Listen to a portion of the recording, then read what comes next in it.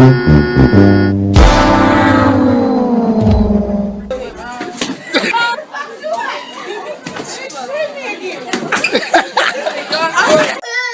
apple. Apple. Apple. Nigga, hold on, wait a minute. Y'all thought I was finished? When I put that ass in mine, y'all thought it was. Dude, look who liked my pictures. You're so in. Oh my god, stop, he's weird.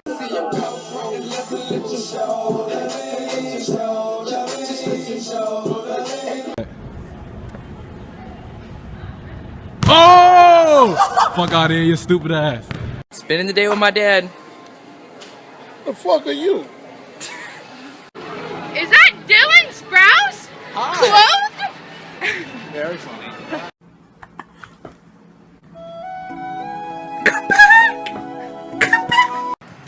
Fuck you. Suck my dick, bitch, mother. You bad motherfucker. Why you fuck you record? Show us what you got when the motherfucking beat drops.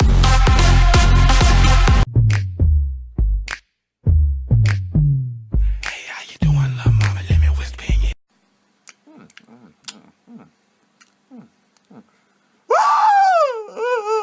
Stop me. It's Jono, bitch.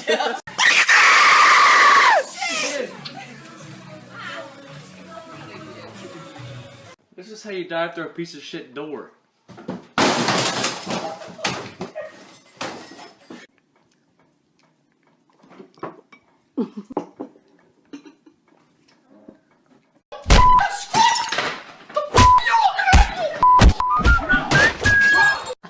Swag. He thinks we fucking around. Fix your face, bitch!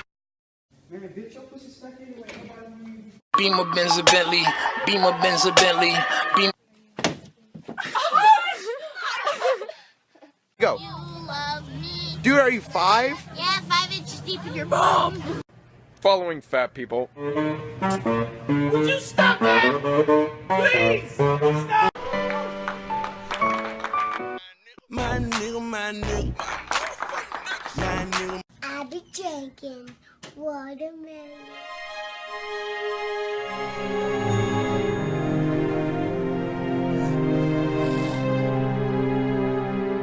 What's up, everybody? Welcome back to the Tonic Show. And first up on Music Spotlight for today is Mr. Brenton Swinson, aka Brit. What's going on, bruh? What's going on with you? Hey, how you doing, Coley, man? I've been doing good, man. Living great, man. So tell these guys where you from, how old you are, and all the other good stuff like that. Well, I'm 20 years old. I was born in Savannah. I've been living there for 9 years. Now I currently living in Atlanta, Georgia, in the A-Town, for 10 years now. And I love it, man. I love it up here, man. It's really good. Really amazing. First off, salute to you because I've been down there in Savannah, Georgia for 4th of July a few years back. Awesome, awesome time. Second, why am I not in Atlanta?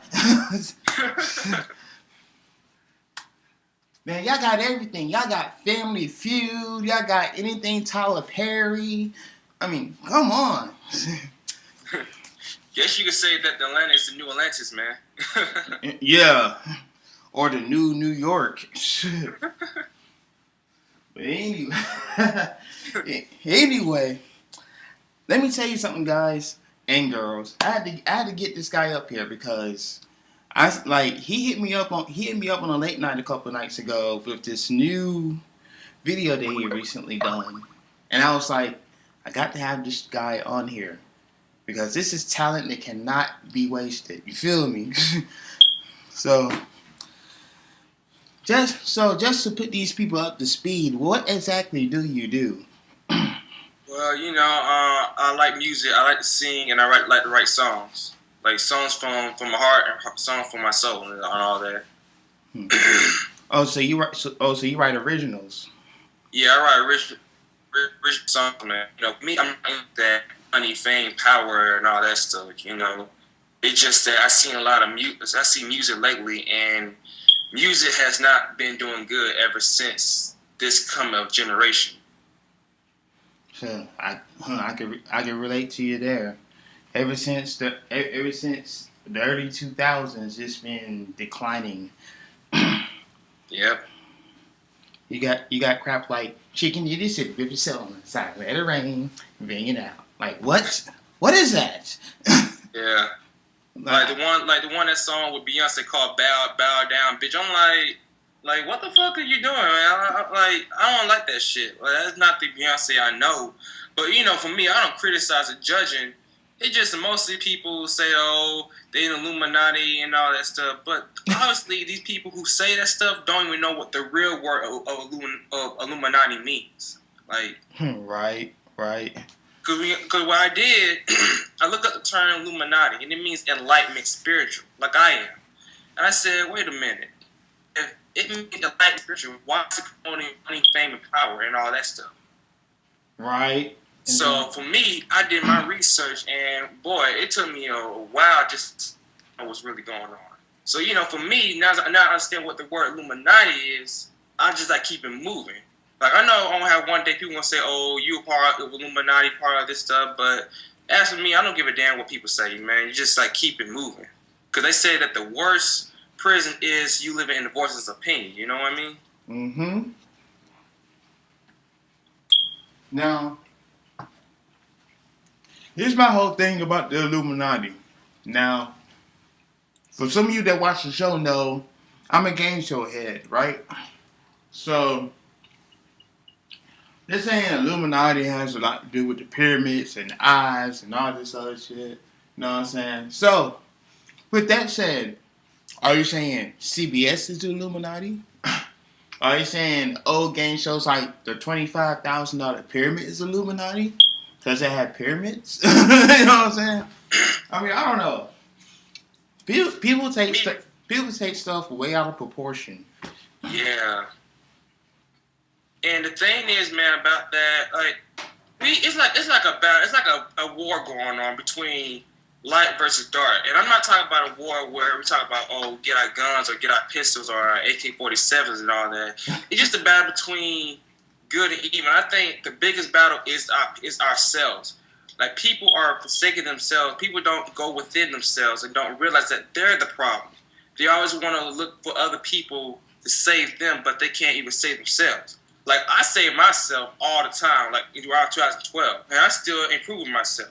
I say people need to go within themselves and start, you know, building themselves up.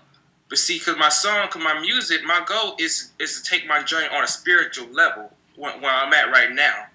So, like, when in the near future you hear most of my songs, like, really relevant to my journey and all that. Mm-hmm. And that's my goal. I feel you on that.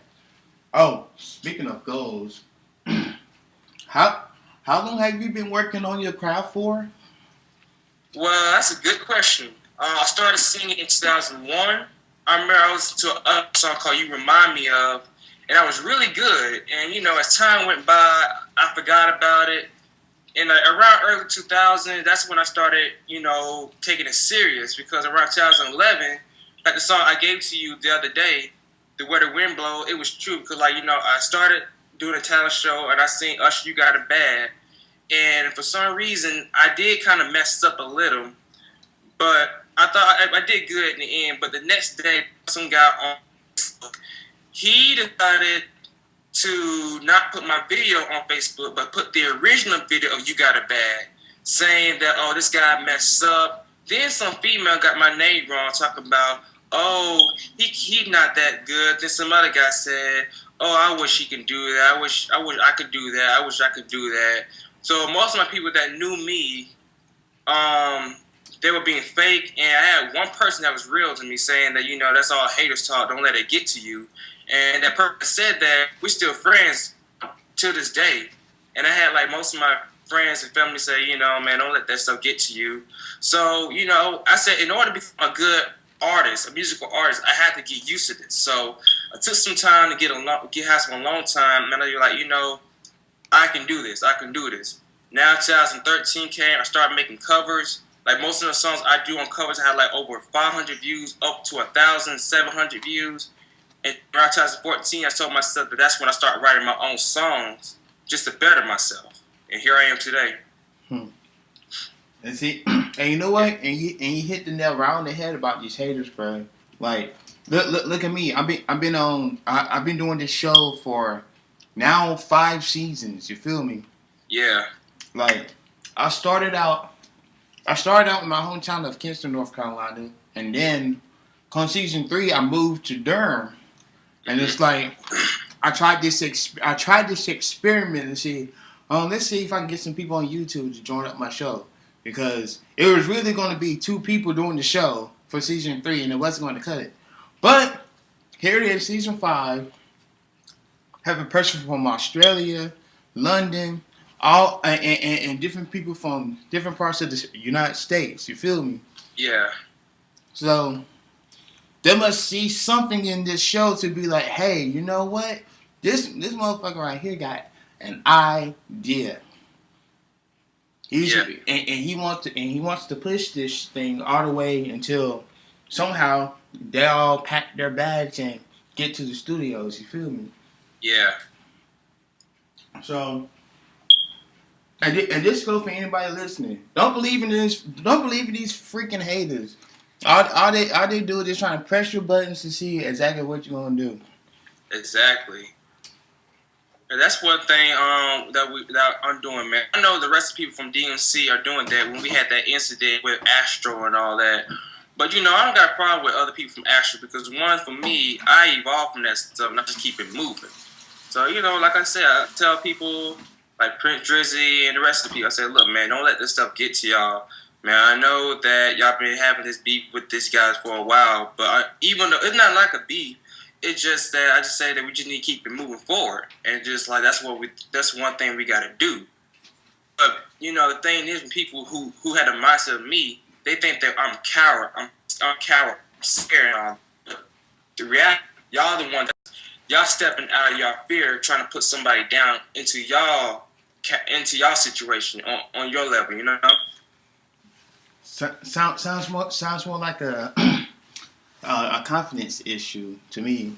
Yeah. Because if you're down, and if you're trying to bring somebody else down with you to make yourself feel good or whatever, then you know what does that make you?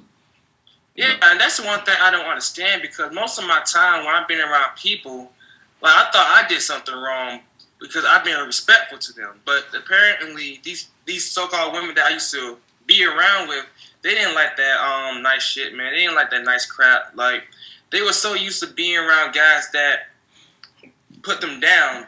They're not used to being around guys that are good like myself. So, you know, for me, I'd be like, you know, why me? Why me? But I realized that it's their negative energy coming into my life. You know what I mean? So it wasn't me at all. It was just their energy. They just want to put somebody down or kind of get that good energy syndromes into them. You know what I mean? Right. And that's why I say, man, enough is enough. Because like during 2012, I had to cut like people that I knew for a very long time. I had to like let some of them go.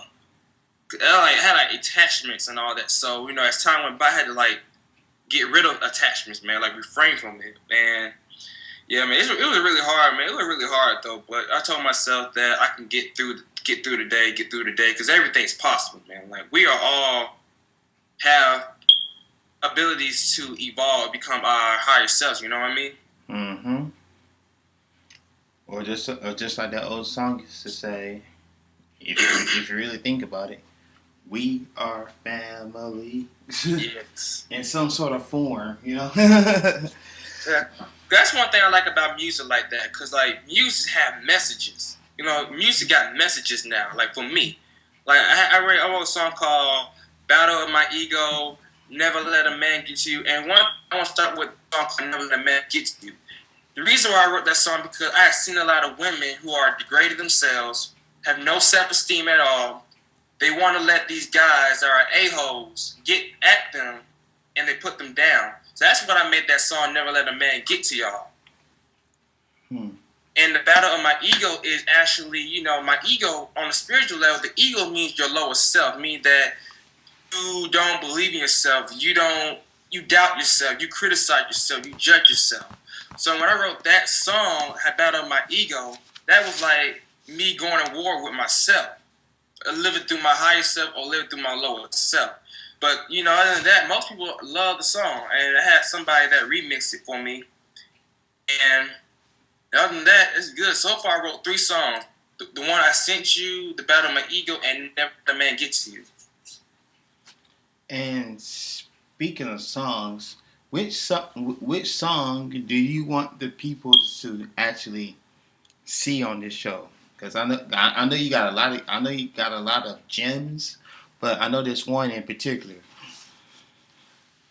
Well, I say that I play with the new song. I play with the new song. Going with the Where the Wind Blows and all that stuff, because, you know, since I told you about the talent show and all that, I could show people that I have facts about that was true, you know?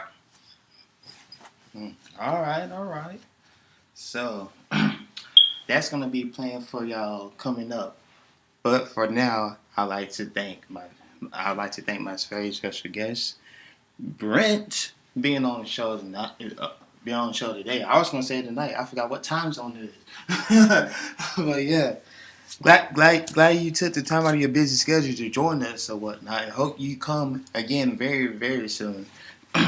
Yeah, because I plan on getting I got another songs coming out. I got a mixtape coming out called The Piece of Me. I don't know when to release it. Probably like in the late March or probably early or in the middle of April. But other than that, man, I'm just doing fine for people. Y'all want to know more about my channel? Just subscribe to my channel as Beast110. Beast110. I would give it to Cole Lee so that way all y'all people will follow me. Yep, and that link will be in the description below, so make sure y'all check that out. Alright. So we're gonna go to the new jam of the day, and we'll be right back. Don't go away.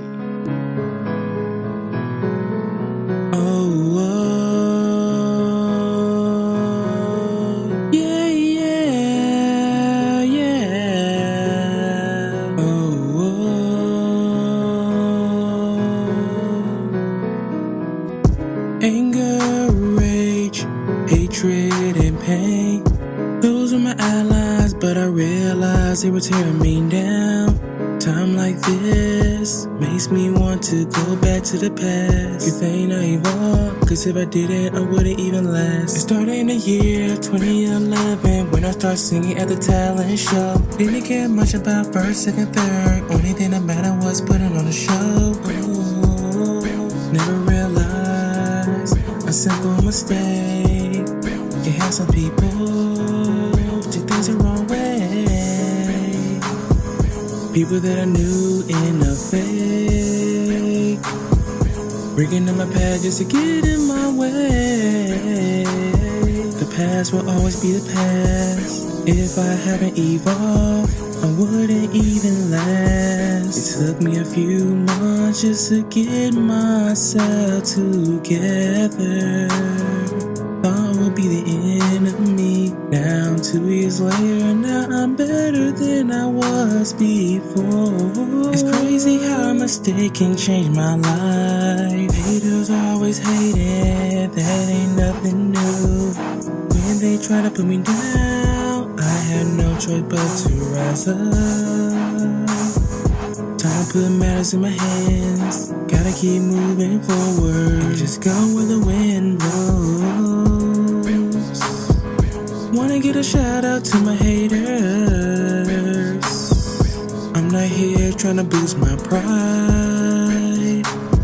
Instead, I wanna thank y'all. Was it for your hard work? I wouldn't be here today. Now I know that haters keep on hating on y'all as well. Let's put it into this hate. I'm not trying to be no savior, cause that's not my true ambition. Only y'all can say yourself. Haters always hating, that ain't nothing new. When they try to put me down, I had no choice but to rise up. Time to put matters in my hands. Gotta keep moving forward and just go where the wind blows.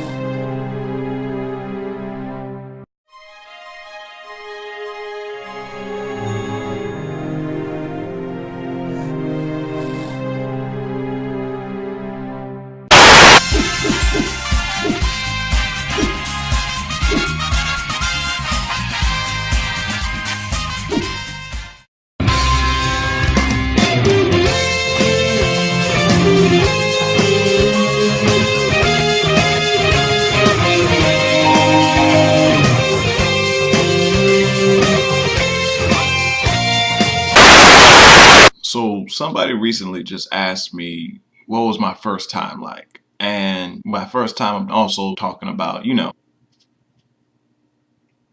Anyway, I tried to explain to him that it was kind of like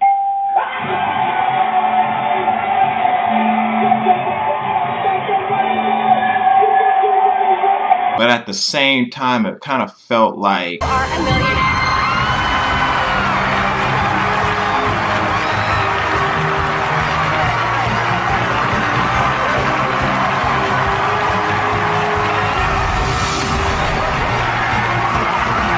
but altogether, at the end of it, it really just felt like Nice! You're a fighter! You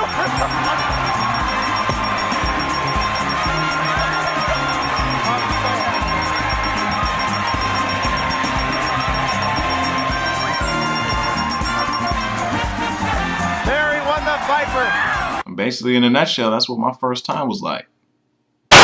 And please welcome my special guest, Vernon Lewis, also known as iKing on YouTube. What's going on, bruh?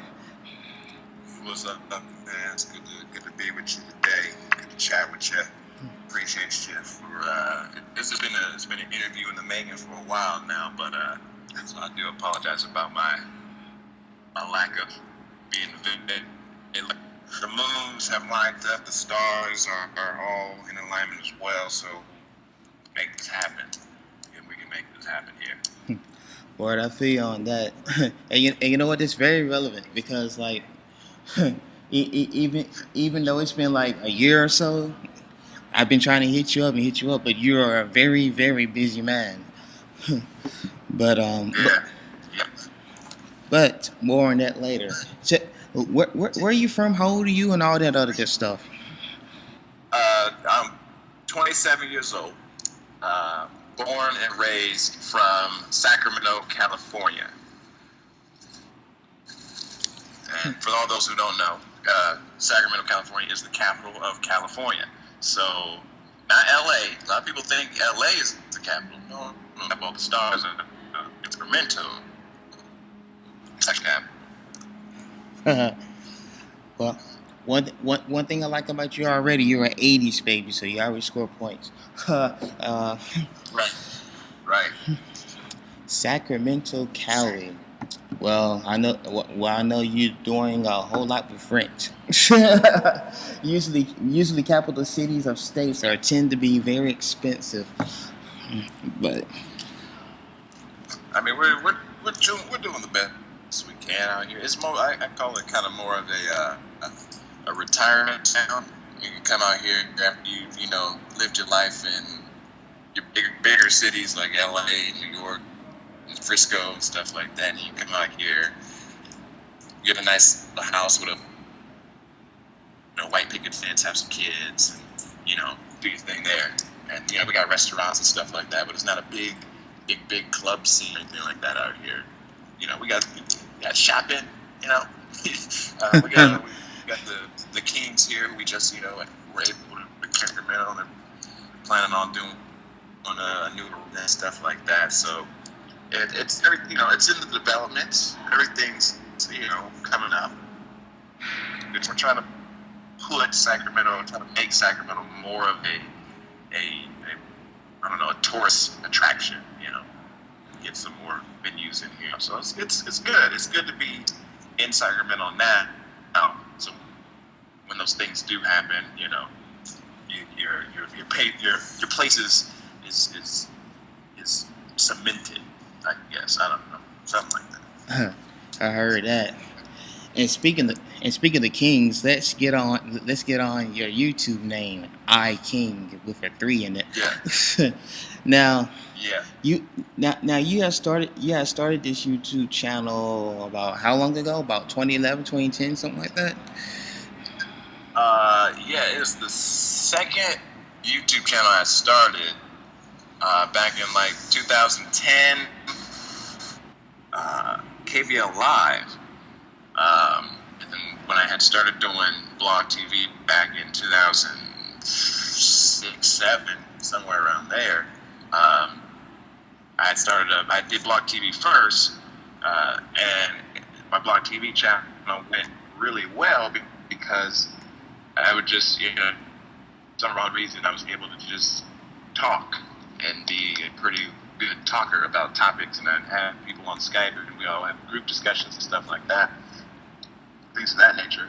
And so then I decided to take that idea, that concept, and just bring it over to YouTube, and slowly but surely that grew to be something pretty good, but not as good as I wanted it to be. So I decided I wanted to start something new, start something fresh, and so that's when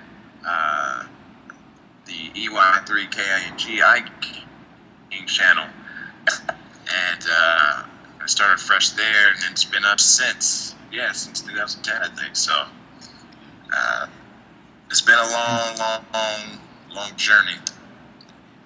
And I gotta say your concept of at the lounge has been proving pretty successful as well. Yeah. At the lounge originally was gonna try to start off as like a mock late night talk show kind of thing, where I was gonna do some kind of monologue and stuff like that, and then do and then try to get people in the guest segments or a guest segment, and then try to feature an upcoming YouTube artist or comedian or something like that in the third segment, and just kind of do that whole thing. But then it was such a process because, and a lot of you out there listening, and Cody, you know that you're editor, you're the person in front of the camera, you're the person on the mic, you're your graphic designer, you're the person booking the guests, you're everybody in the organization, and it can at certain times get overwhelming and tiring, and normal life too. You got everything outside of YouTube going on too. It's trying to find the time to schedule it in and stuff like that. So right. So it became the new challenge was, well, how can I have the same impact but just shorter videos?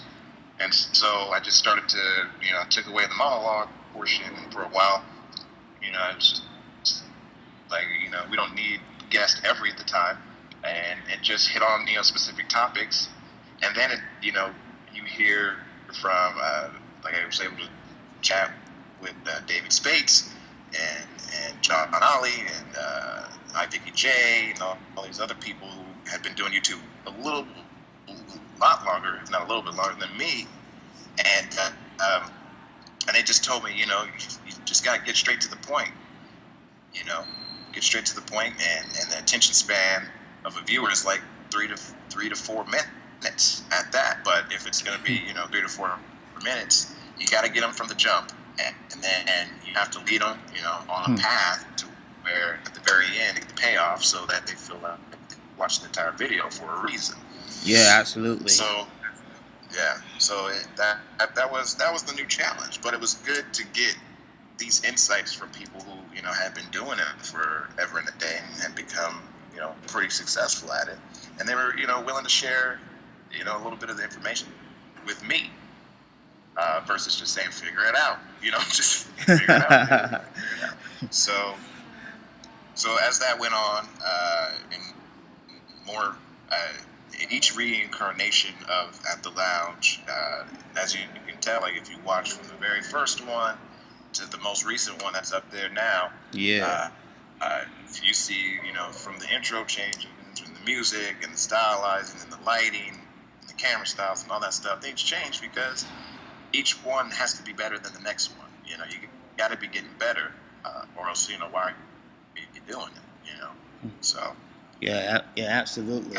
And that's one of the things that that motivates me, because I see the way you do videos and stuff like that. The graphics, to be quite honest, I want to know how the heck you be doing that. You know what I'm saying?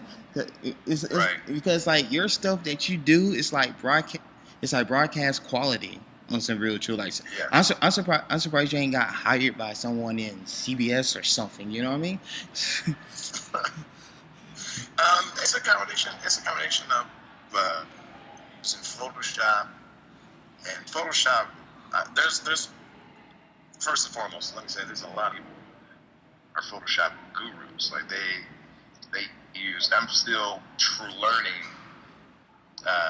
how to make things, do things in Photoshop and Sony Vegas, and the combination of the two, and After Effects and all this other stuff. I'm still learning, but you know, when you have an idea, it literally is just saying, well, how can I get it to do this? You know, what can I get to do this? So the cool thing about YouTube too is that they have people out there who know how to do it, and they'll show you. You know, they have the how-to videos and stuff like that. So there's a lot of how-tos that I looked up to see how to get things, to do certain things and stuff like that. But to be me, for it to be my stamp on things, it's I always had a little soft heart for like graphic design and logos and things like that. I always thought those were really cool because they represent you know, a company or a brand or something. And so I wanted something for my brand, and I wanted something for me. And so, you know, using the @ symbol and starting off with squares and shapes and kind of adjacent, you know, shapes and things like that, and having them kind of do things like slide in or, you know, rotate in or do stuff like that. Lesson from you or something like that. I guess off camera, whenever, whenever you do get free time or something like that. Yeah. But it's an interesting process. It's an interesting process. But for me, it's always my whole intake on it has always been, what do I see when I watch television? I see all these little small things when I watch television, from the graphics to the set to how the show starts to how the show ends. You know, how to segue into certain segments and things of that nature, blah, blah, blah. And that's how I learned. That's all, you know, that's, other than television and people telling me specific things to do, it's just trying to make it something that could be seen on television. That was the number one goal. We're doing it on a normal basis, was to make it, you know, television worthy in some way, shape, or form. And so I think I'm glad that, you know, a lot of people got that impression, because that was the impression I was going for. Alright, that's what's up.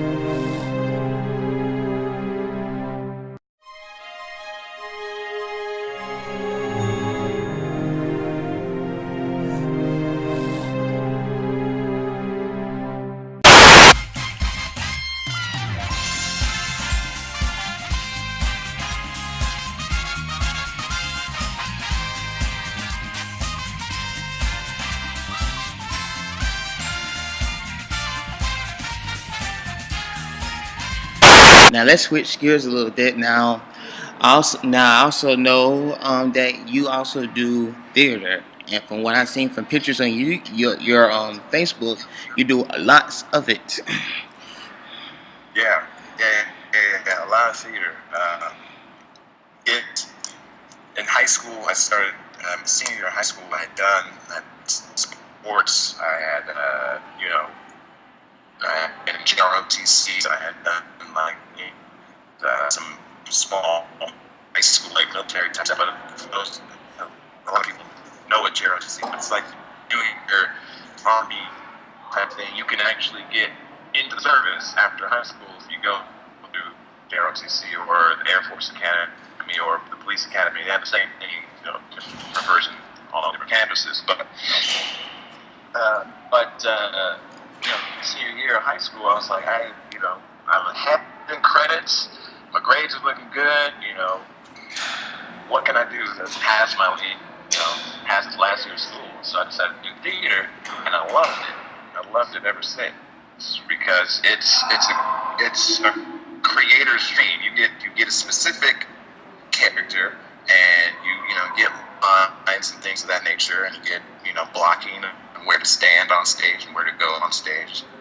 And now your challenge is to create you know, a character, and you know, how do they say their lines?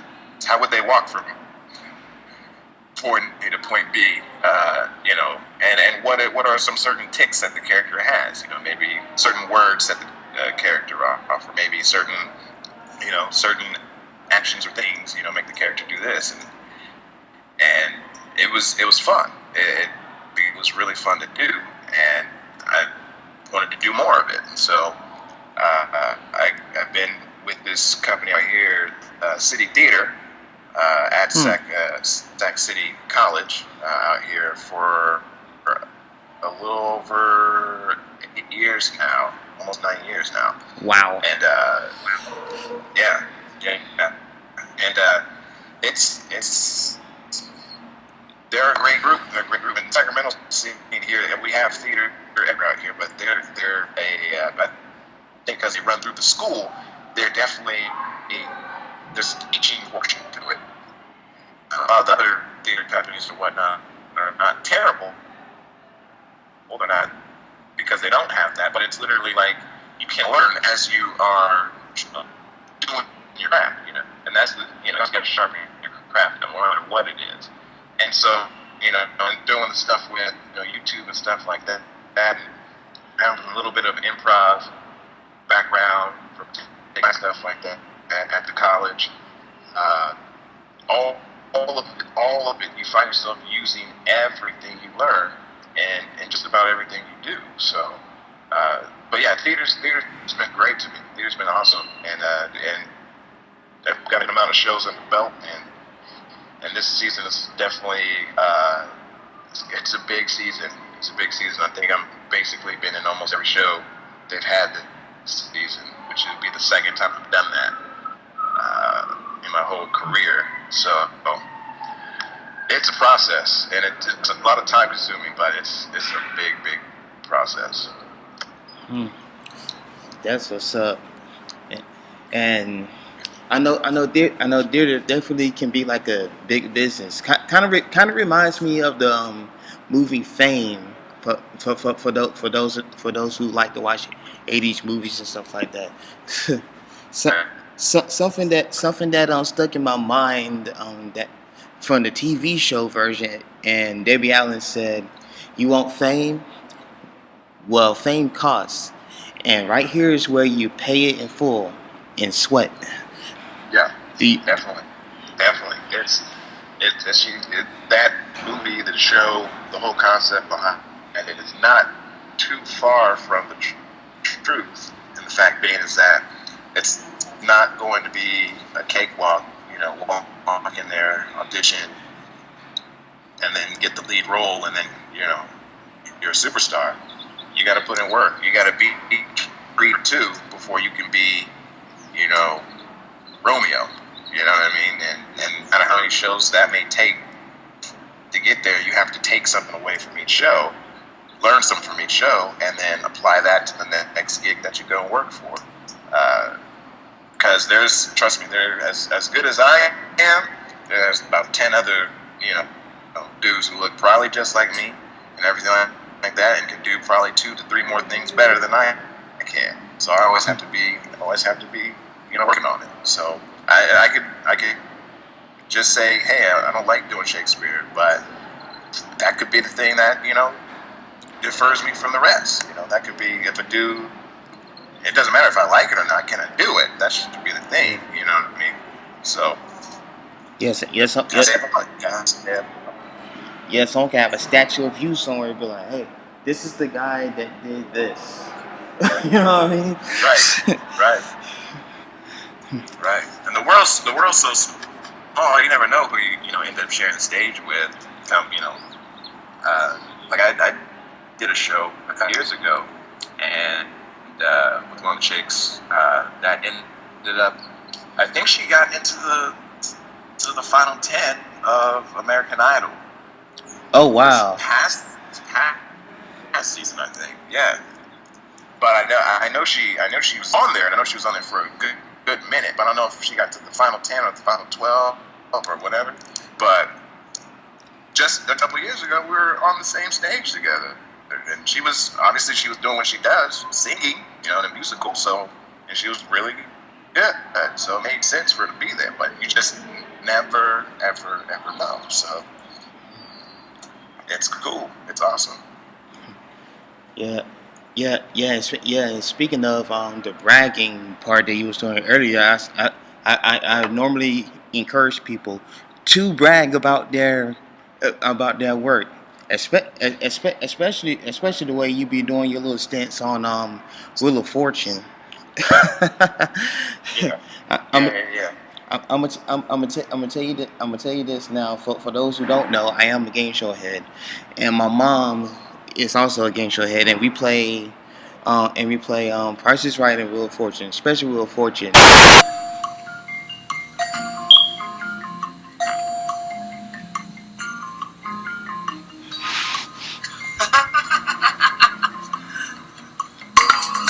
I hope there's $1 million in the envelope because I know it's play of the game.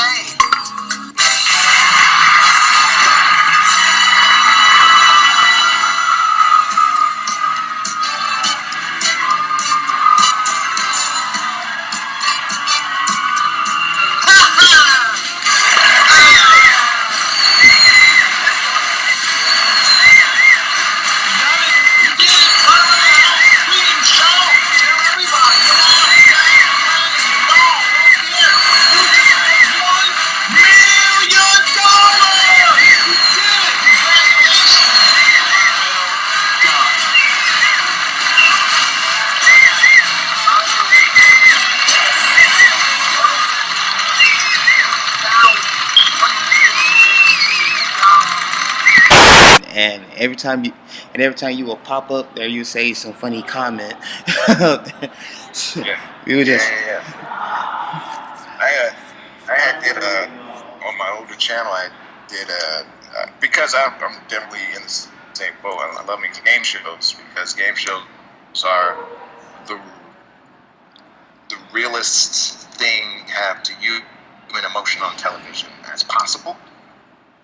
If you think about it, reality TV shows and stuff like that. Now a lot of people are saying we're starting to connect it that something might be scripted here, something doesn't add up. But this person is, supposed to be well known. Thus, they have their own reality show. So I'm supposed to feel like they're real people, but it doesn't really happen that way. But game shows, you can see real type of emotion sometimes. People are able to win.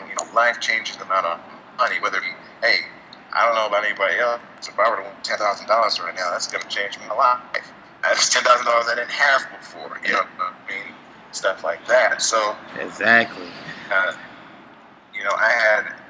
had found this site called BigJohnsPCGames.com, and he had a good assortment of games that he made himself by himself. And he had a little bit of help as far as sound goes and the sound clips and things of that nature. But he programmed and designed and made all these games for the majority of the part of himself. And so I saw that he had made a Price is Right game, and so I was like, this is. It's probably the best Price is Right game out there, and you wouldn't even know about it because the Price is Right games that they give us, in retail and stores and stuff. Yeah. If you're a big game show fan, you know that certain things aren't right, whether it be the design or things like that, et cetera, the music, right. Stuff like that. Stuff like that kind of irks me, and I know it irks a lot of other people too, because it's like. It's just not the same. I don't have the same feeling. If I get the game, I want to feel like I am experiencing a television version of the game. Right here in my home. And but he got down to every last little niche, every last thing that the show does. He got it down perfectly. And so I made a video about it, and gave him a shout out about it and whatnot. And around this time too, I had started using it on the Blog TV channel or whatnot. And he, hit me back and messaged me back and said, thank you. That means a lot. Actually, people actually like the game and not just complaining about what's wrong with the game and stuff like that. So and now I met Big John 06, and ever since then he He's been like a big brother, and he, you know, when there were new updates coming up, he would throw ideas out to me, and you know, as far as when he wanted to incorporate the videos for Wheel of Fortune and specific sound clips for Price is Right and stuff like that, he would come to me for those, and you know, I was honored to be the guy. So now that I know that we've worked with some other folks on Wheel of Fortune videos and stuff, because I've been somewhat unavailable, but I know that I'm the first guy to do it, which is really cool. And the fact that he had that concept to, you know, want to be able to put videos in there and have, you know, sound clips and things of that nature, and then have me, you know, say specific things that game show people would get, Wheel of Fortune fans would get, Price is Right fans would get. You know, it was fun. It was fun to do, and it felt like I was actually hosting. You know, I felt like I was actually hosting Price is Right in Wheel of Fortune, so it was really cool. Yeah, I like the way whenever someone hit on loser turn, you would say loser. Right. That's all. Little Easter egg for those Wheel of Fortune 2000 folks out there.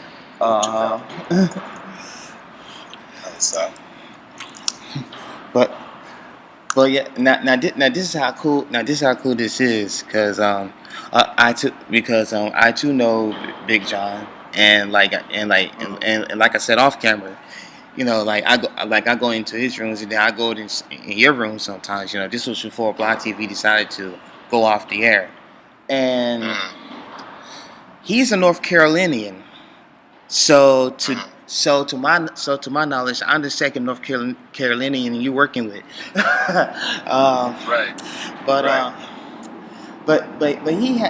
he as does you have a way of y'all doing the game shows to where like it makes it more fun to participate in these game shows nowadays. You know what I'm saying? Instead of having it make it look like, oh, it's scripted. No, I mean, even though to me game shows itself are not scripted, but it's just the way that it's done is the way that will, you know, bring viewers back. You know what I'm saying? Right. Yeah. Like it's a combination of, you know, making it believable. But I understand it's a business too. Game shows are a part of a television network, and those networks have to stay alive by having viewers, so they have to do things like big money weeks and, you know, specialty type shows and things of that nature to get certain viewers and people to watch for a span of time, you know, so that it, you know, they can keep the doors open, keep the lights on, and keep those shows going. But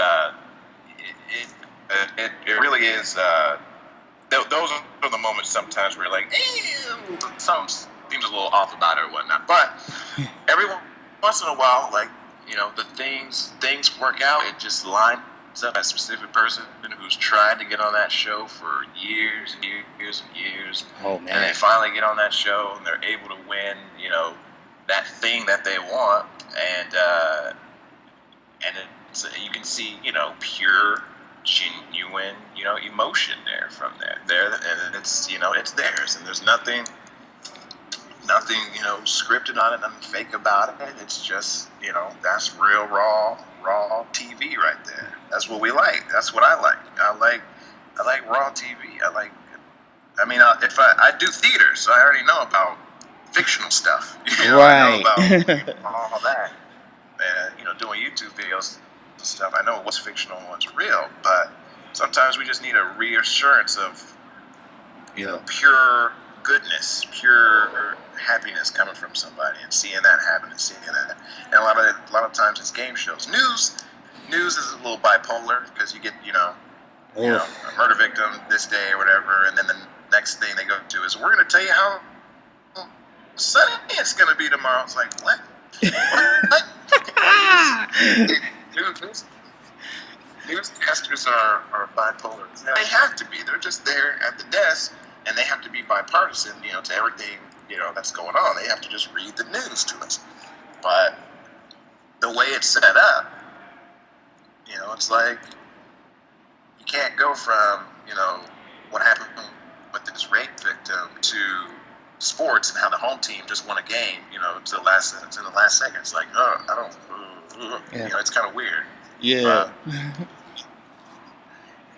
But you know what? Speaking of pure, I want to say something.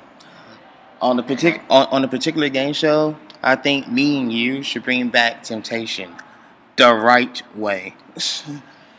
The right way, damn it. Like, cause Temptation, like I seen clips of the pilot episode that they was gonna do down here in the States.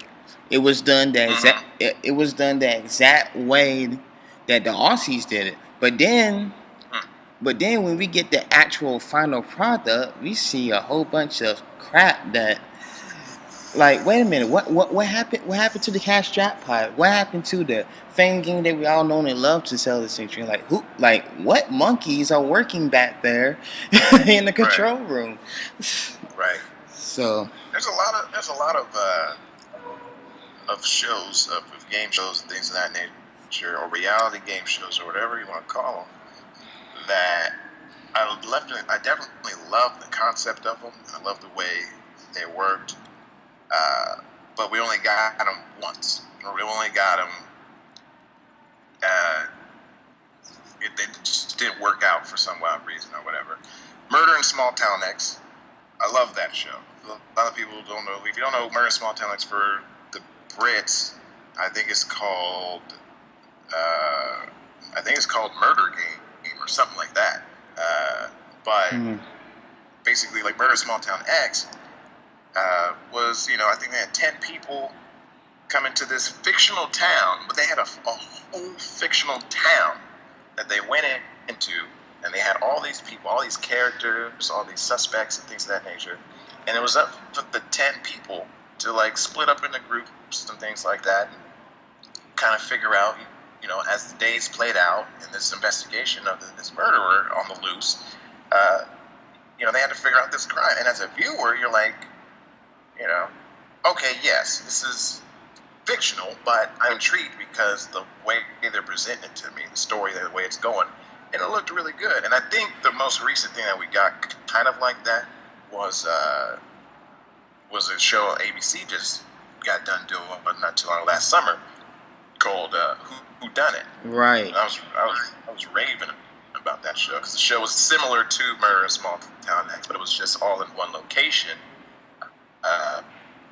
But the way they presented to you and the story of the game itself it was good television to me. Television that allows me to play along at home. You know what I mean? Is always good television. It's always good because it's stuff that you don't get all of the answers right then and there. You know, if I want all the answers right then and there, I'll watch Jeopardy or Millionaire or whatever, Family Feud, whatever. But, you know, stuff that kind of gets you to think and kind of gets you to formulate your idea on stuff and this, that, and the other. Love those shows. Love those shows. But we don't get enough of them because, you know, you have Survivor, Big Brother, Amazing Race, all three great shows. But it's simple. But it's who they get on the show that makes the show. True. And that's why they've been on for so long. Years now. Yeah, they're still on. Well, we almost all about the same network too. That's crazy. Yeah, I was just about to say that. But yeah, we're almost out of time. But I like to ask this before we go into where you can be located and all that.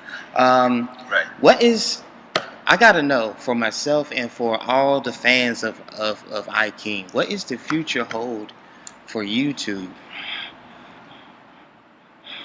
The future of for me, for YouTube, when I come back to doing the YouTube thing, is I'm gonna do it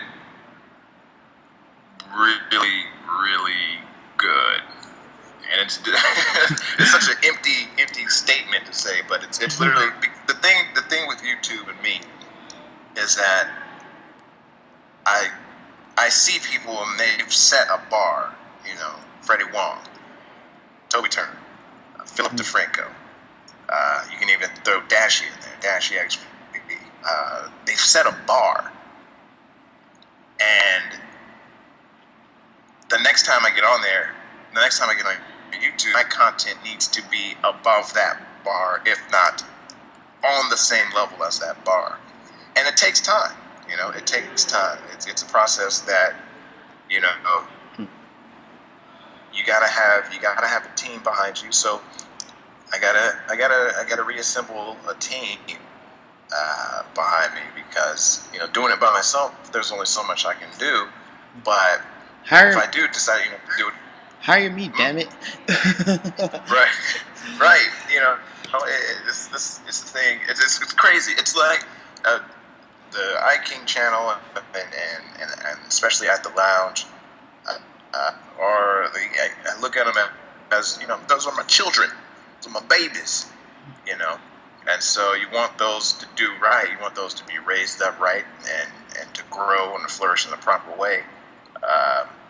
And then when you don't see that happening at the steady pace that you want it to be, because life gets in the way, or you're not able to put enough time into it, or whatever, it begins to falter. It begins to you know, you see signs of you know, you going away from the path that you intended to go towards. So basically, you know, my thing about it is that if I'm going to do it, I'm going to do it as a full-time thing, and it'll be, you know, a daily situation like it was before. And you know, it's gonna be the same on me, but it's gonna be, you know, and blacker. I don't know. But when will that happen? You know, I can't say. Because the one thing that I learned is that, you know, it kind of gets tiring after a while to say, hey, I'm coming back, and then you come back for like a month, you're gone again. I'm at it with who's doing it. You know what I mean? Like, right. It's happened, you know, at least twice now that I can say. I've had moments where I've been able to go, you know, weeks and weeks, and then take a break and come back for, you know, a few weeks, take a break, and then come back. But that's just because, you know, YouTube, as well as I know, they'll always be there, and that algorithm will always change. Before, it was about keeping people's attention, you know, short and sweet, and have multiple, you know, videos up, so you get more content and more views and things of that nature. And that was the thing. Now, they want you to stay on YouTube, so you can have longer videos on YouTube, but they want you to, you know, because they want you to stay there, and that's why, statistically showing right now on YouTube, Let's Plays are the #1. Like I think it's PewDiePie. Yeah. Is the highest grossing YouTuber on YouTube, and you just look at what he does. He plays video games. He has pretty good commentary underneath the videos, and you know, he has the camera, he has the face camera on, and everything, and there's tons of people doing it. There's tons of people doing it, but you know, he had done it in a certain way first. Therefore, you know, he's had more time to gain a following, gain viewership, gets people, and his content is shit. And I believe that's the trick or whatnot. And I'm pretty sure either A, he had a team, or B, he knew the formula and how to do it. You feel me? So yeah. but you know, I'm definitely not, you know, knocking that he didn't put in time. Definitely work. But once it gets to a certain level, you kind of have to in order to maintain it. You know what I mean? So he definitely, he's up there, and you know, Philip DeFranco able to do what he's doing. When he's basically the brass, the gold ring that I'm trying to grab, because he's able to. He started off doing what inspired me to do what I'm doing, which is basically share my opinion on topical events that happen. And he did it in a certain way to where it got him, and he did it consistently to where it got him able to branch out brand new products, SourceFed Nerd, and, you know, all these other things, you know what I mean? And by him just doing what he liked to do, sure, more power and more responsibility is coming to play, but, you know, he's able to do what he likes to do in the process. So you can't be upset at that. That's for sure. I'm trying to, you know, get myself back into the game as soon as possible. I don't know when, but when I do, I want to be able to hit the ground running, get the content out there, make it happen, so that can then pass the torch to, you know, other folks who, you know, have helped me out and you know, supporting me. Content that I believe is shared. That's what it comes down to having shareable content and stuff that everybody can enjoy, or that everybody can at least, you know, just start a discussion about. You know, that's what it's really about, and that's why, you know, I don't hold punches back on my videos, because, you know, I get people who are not happy with some of the views that I have in my videos and whatnot. That's okay. They weren't supposed to be. And I don't expect everybody to be happy, but I do expect everybody to have at least, you know, a reaction to it. You know. Right. So that's what makes us human. So I don't know when, but the one thing that I do know is that when it does happen, it'll be something that I'll be very, very proud about, and I think everybody who watches it will be very, very proud about as well. Awesome. Well, unfortunately, we ran out of time, but tell these people where they can find you at, bro. Multiple media websites. YouTube.com/EY3KING. That's where the channel's at. Follow me on Twitter at IKingEY3KING. Or you can hit me up on the Facebook page, www.facebook.com/EY3KING. And those are the places. Those are the places where all the content and the things that are up there and things of that nature.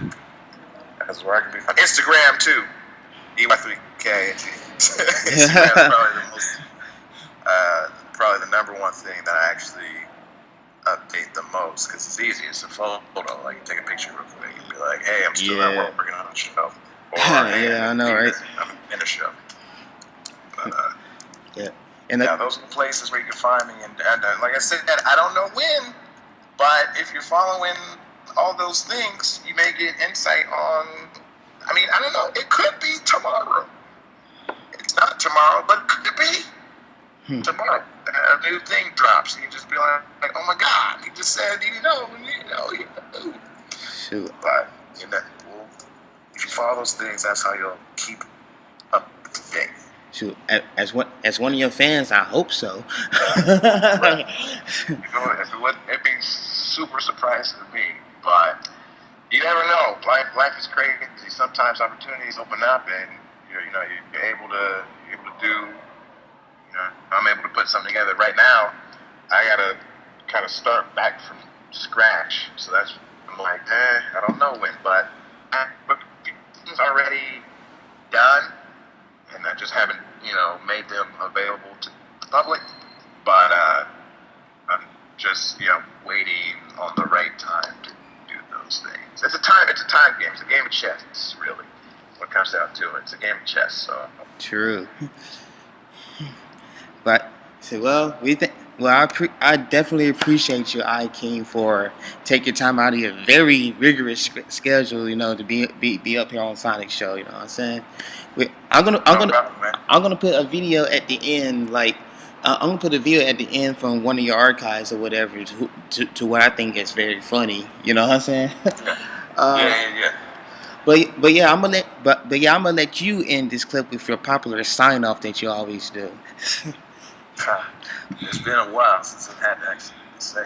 I think it goes a little something like, I'm your boy Iron King, reminding you, you can help control the YouTube population. All you need to do is like, comment, and subscribe to your favorite YouTube channels like this one here, mine, and others. And we'll holler at you next time. Peace.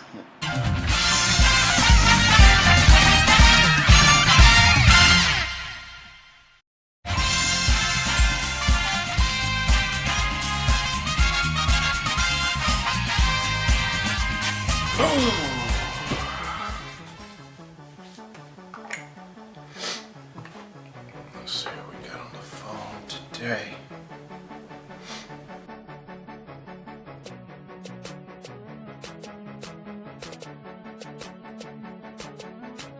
Okay, and alright, okay.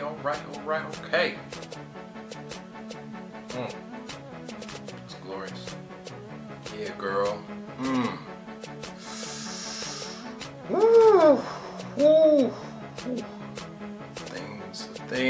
Things I would do to you. Oh, like that. Oh, gotta like that one. You know I gotta like that one. Oh, gotta like that one too. Oh, shit.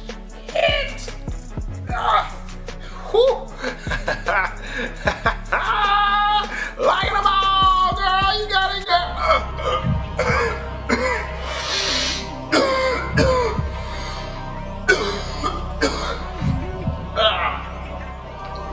Oh God. I'm so parched. I need something. It's empty.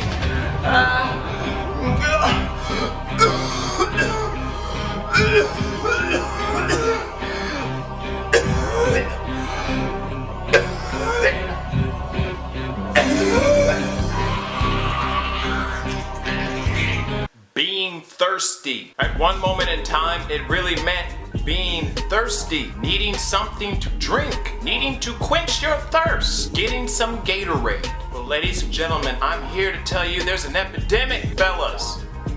Being thirsty is deadly. Right now you're watching this video and I guarantee you 5 guys in the past 3 seconds have dehydrated themselves from being too thirsty. This shit's not no joke anymore, fellas. Calm down on Instagram. Calm down on Twitter. Calm down on Facebook. But we understand every one of these females want to be loved. They want to be liked. That's why they put the pictures up in the first place. It's a trap. You understand me? It's a goddamn trap. You mean to tell me you think she didn't know what she was doing when she took that picture of herself in those boy shorts sitting up on that bathroom sink in that wife beater, barely covering any of that ass? She knew exactly what she was doing. They're out to get you. And as soon as you like 10 or more of them pictures in a row, they got you. But with all jokes aside, there are ladies on Instagram who look good. And we get it. You put those pictures up there, you go for the shout outs and everything like that, and that's cool, that's fine. But baby girl, you gotta be careful, because you're gonna get a dude who's gonna get too thirsty and he's gonna die from dehydration. That's how it works. He's gonna die from science. You dehydrate, you die. But that's all I got to say about that. Thank you for watching the video. I appreciate it. If you want to see my previous video, bam, it's over there. And if you want to see a video about thirsty females, you need to go check out my homegirl Chris Starr's page. Go to her channel. She has a video about thirsty females there. Check it out. And with all that being said, I'm your boy I King, reminding you, you can help control the thirst only if you comment, like, and subscribe to your favorite YouTube channels like mine and others. And I'll see you next time. Hey, real talk though, follow me on Instagram @iKing, follow me on Twitter @iKing, and follow me on my Facebook page, /iKing. What is it? Hashtag? /tag? What are all these terms? Yeah, I'm talking to you over there. What are all these terms? I don't understand what the terms are in the internet world. I'm out of breath. I think I'm thirsty.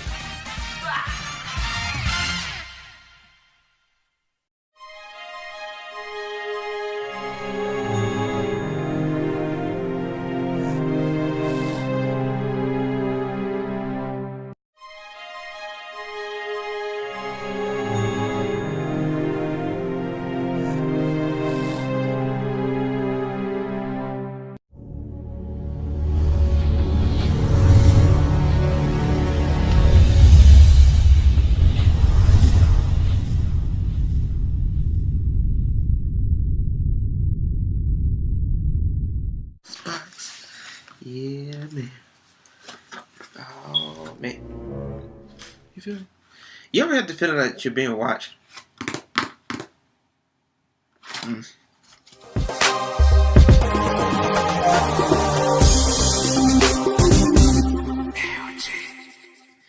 Hey world, what's good? It's your boy LG and I'm back with another video. And oh, you wanna know what this is?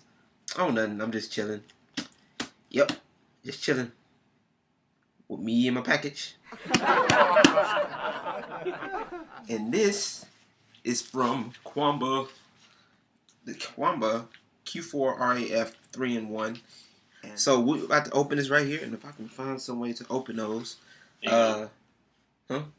Thanks, appreciate you.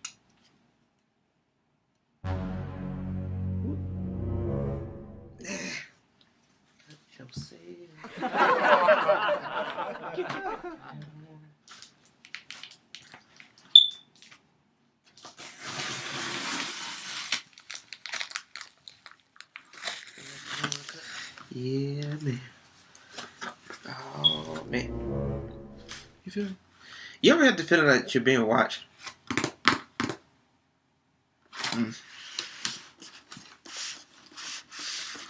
No, definitely. Thank you. Appreciate it. Hi. Really? Yeah, I couldn't help it. You couldn't help it. I couldn't help Ladies and gentlemen, Zachary, ladies and gentlemen. Box. See I want to this see box. what's in it. Look at this. Look at this right here. You guys can see the box. I want to see Kwamba. this. I know language is simple, but I cannot understand. You guys can take a little look at the back seat. And look at Kwamba Q4AF. A little bit of Japanese, a little Chinese, a little bit of setup stuff, and you can kind of see how it's set up. You know, and this latest professional ergonomic designs. You can figure all that out once you open the box. How about you ergonomically open the box?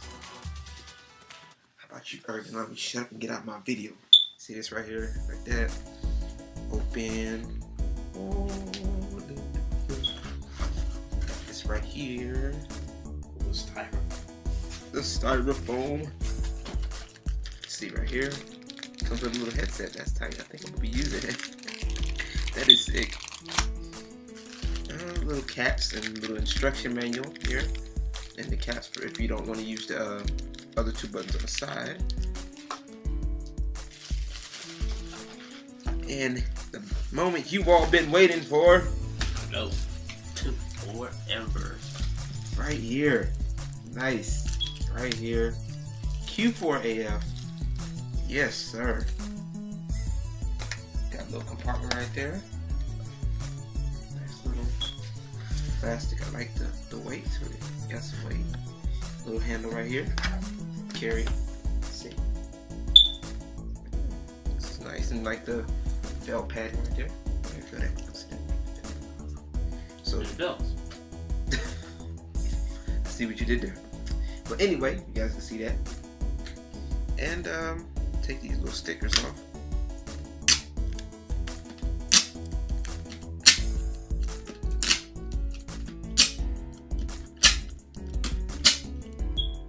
No more. It looks like you water something. Make a little smiley face. Of course, it has the. Of course, you guys can see a little switch here. The switch between Xbox, PS3, PC right here. Select, mode, turbo, and home buttons. And thank you, sir. You've been a great help. Oh god. Yeah, nice little ice blue. I got the ice blue edition, as you guys can see. Shout out to Kwamba and everybody there. You guys make some good stuff. I think, is that it, Zachary? What are you doing? Hold on. Please hold, ladies and gentlemen. Gentlemen, this considerable investment in his life is simply just. We need to tell him. There will always be haters among you. And it's sad, but it's your own family. That, you know what? Wait till I get Street Fighter. You're gonna lose.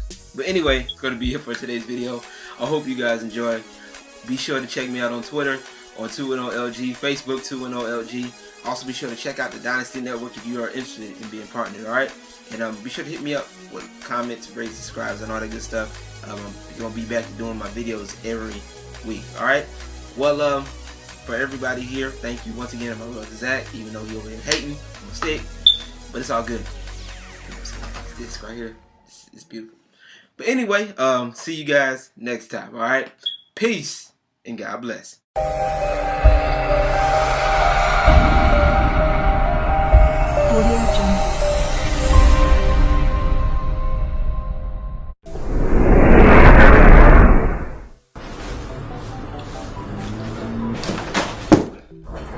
Did that get your attention? Great. I hope so. I actually wanted to talk about where have all the good guys gone. Before we can talk about that, I have to tell you about the 3 types.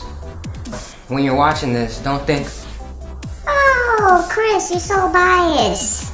This can go both ways for girls and guys. Obviously, I'm a guy, so I'm gonna talk from a guy's perspective. Good guy number 1 is caring, and he'll do anything for a girl that he's with, and he's always trying his best. Good guy number 2. He used to be good guy number 1. That is, until he got hurt. He wants to do everything like good guy number 1, but he's afraid to get hurt again. He might have a little trust issues. Number 3. Now, I say good guy, in actuality, he's kind of a douchebag. Let's not jump to conclusions. You have to understand how he got there. He's good guy number 2 that gave up on relationships. Now, the problems. The problem with good guy number 1, he always aims to see the best in people, which sometimes makes it easy for them to miss red flags in an individual once they know that they're interested as well. Fortunately, more times than not, good guy number 1 often takes his time, which allows him to weed out the individuals who weren't right for them in the first place. Problems with number 2. Remember, good guy number 2 has already been hurt, which means he's a lot more vulnerable than you think. Validation from almost anyone will boost their day, which can cause them to be quick to dive into another relationship. With time, it gets to the point where they question whether or not they're really a good guy or not. Problems with good guy 3. In an attempt to make up for their feelings of hurt, they begin leading girls on, oftentimes through sex, in a type of indirect revenge against the girl who hurt him in the first place. Now, good guy number 3 sometimes truly believe that they're still a good guy, but have already begun mistreating girls and started their revenge campaign unknowingly. They do this because they never found closure. Now remember, I said this could be applied to girls as well. It's just slightly different. Good guy number 3, or the bad guy, causes a good girl, 1 and 2, to settle for them, either consciously or subconsciously. By doing this, they create a good girl, number 3. And this causes the famous mantra, all guys are the same. Some become settlers with the bad guys, and validate it by saying, good guys are no fun. Because while they secretly believe they deserve better, they convince themselves that being in an unhappy and predictable relationship is better than putting their feelings on the line and being deeply hurt again by another good guy. There's also a type of dynamic that goes on with the relationship. 3s with 1s or 2s only contributes to the terrible epidemic. Why do good guys screw over good girls? How come good girls screw over good guys? They've been hurt, people, and they've given up, or at least that's my opinion. A 1 and a 1 together, they're almost perfect. While they may have a lack of experience, sometimes they're not going to want to talk about their problems. They're both fighters together, and nobody wants to give up. While with the 2, they'll be there to work with them through their problem. And while it might take the 2 a while to come around, the support from a 1 can easily bring the 2 back to a 1. Why did I do this video? It's to say, good guys and girls, you'll find someone worth the trouble. Don't dive into a relationship just because it's there. Continue to be a number one. Take your time, like you're used to doing. You don't need someone to tell you you're a good guy or girl. The person with the most important word? You. As long as you stay true to your values. Bad guys. A lot of ones and twos may not like you right now. But remember, you were a 1 or 2 at one point in time. So it's not like you can't be that again. If you decide not to come back, you're kind of a jerk. You're blaming every girl for one girl's mistake. Which one am I? I'm just kidding. Alright guys, drop a like, comment, share it, and if you're really brave, favorite it. This is Chris, 'tis all.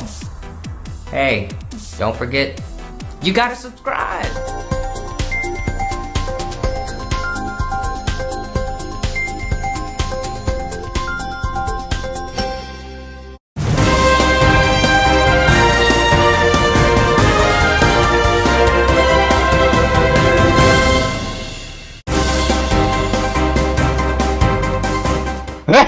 That's kidding.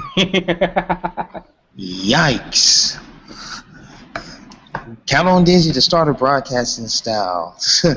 This is Sonic News for March 2014. And as I just mentioned, tonight's panel is Dizzy to the Joe. And if possible, we might have Alexander Bradbury, aka X Lycan, on YouTube to come up in here. But we will see what happens as this broadcast goes on. What's going on with you, Dizzy? Everything's going all right and stuff. Trying to make some few changes and yeah, trying to do some more vlogs and stuff and bringing the content in. Yep. Word. That is what's up. That is what's up. We do have some interesting top stories, including men versus women. But more on that later. Right now, I would like to say right on from the top of the broadcast that whole lot of people couldn't make it in here. But one in particular, I like to say they couldn't make it in here, and that's that's Chris Gaines. He couldn't make it in here because. And the reason he couldn't make it in here because of the same reason that I couldn't do a show last month. That same chick that he discussed on You Heard It Here First, he's going out with that same particular chick. And in case you don't know who I'm talking about, here she is. Yeah, ugly as a doorknob, I tell you. But yeah. What she look like? I didn't see her. Yeah. So. Oh, you'll see. You'll see. But I'm not looking forward to it. First headlines. Now, these are some of the most ridiculous headlines I've read from the HuffingtonPost.com. Shout out to HuffingtonPost.com. And I'm going to share with you on my screen exactly what I am talking about because this is crazy. Like now, by it being through the Huffington Post, I'm gonna tell you right now that these are actual headlines according to what have been posted. It could range from 2011 to 2014. So away we go. First one: Bush urges use of condoms based on Uganda experience. Whoa. Right off the bat, I'm thinking, oh, are we talking about President Bush? like, do you think he's too old to be having, sexual intercourse? I mean, he is president. He looks like he's about 85 years old. Just saying. Hey, anybody can bust one before they die. That's all I'm saying. Jesus, that is just crazy. The next one: thousands of false eyelash factory workers run amok. Hey, I guess they have to do some makeup to do. Really, right? they I guess they're being caught. Moving right along. I'm glad they don't have to use those eyelashes. Sometimes they look like wings on eyeballs. Tell me, right? Like, that is horrible. The next one. 2 Mexican midget wrestlers killed by fake prostitutes. Okay. I guess it must have been I guess Halloween must have came in early. Had to been super early. Like wait a minute. Now, okay, two Mexican midget wrestlers. That line right there, okay, they have to have some strength. Now, unless some STDs or STD SmackDown, I guess. I don't know. Yeah. Yes. STD SmackDown hosted by WWE. Willy Wonka entitlement. Thank you. Oh, snap. Thank you. I'm here all night. Yeah. The next one. North Korean leader names ancient frog.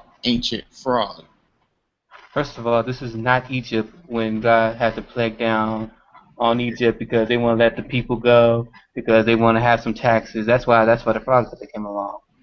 Yeah. First of all, you have repetitivity in here.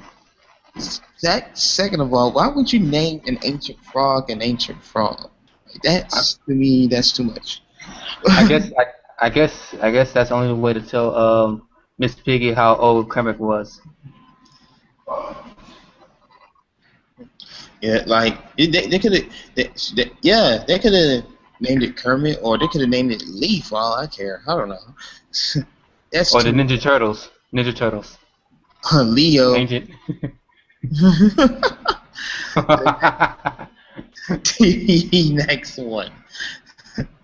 Africa. Glamour, decadence, murder. Hundreds of secretarial opportunities. Ow. I can't joke on this one. Who?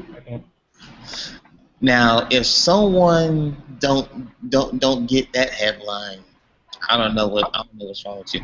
No, so someone went to the wrong part of Africa. First of all, what? Okay, I'm gonna let you finish. Yeah. Someone went to the wrong part of Africa and they had killed off a bunch of people, and then they say hundreds of secretary opportunities. That kind of sucks. Yeah, that is. I don't know why they have to say glamorous, but it should just say fabulous, dedicated murder. I think that would be more appropriate. Oh man, that is crazy. There's nothing more I can say on that one. Then the next one. Skydiver lands on beer vendor at woman's coleslaw wrestling event. Oh, hello. It was a feminist rights movement. Right. Nah. That's too funny. That is way too funny right there. Somebody I can just picture now the skydiver just coming from the sky, just like, oh, females. Oh no, coleslaw. Somebody tell girl whites what real quick. The next one. Hold on, if I can get it. Okay, there we go. Virgin holds off 10,000 in Peachtree. Oh my god. Oh wait, we see a caption down here. Okay. To break this caption down, they're talking about long distance runner Craig Virgin winning at the Atlanta Peachtree Classic. Apparently this is a bicycle race in Atlanta. And the way the editor put this in there, that turns it way wrong. Yeah. All I gotta say is poor Craig. So we got 2 more to go. The next one. 5-headed coach to lead Washington school. A 5-headed coach. Where did they do that at? Hold on. Could it be the mark of the beast? Who knows? The moment I see a 5-headed human of any kind, I'm heading the other direction.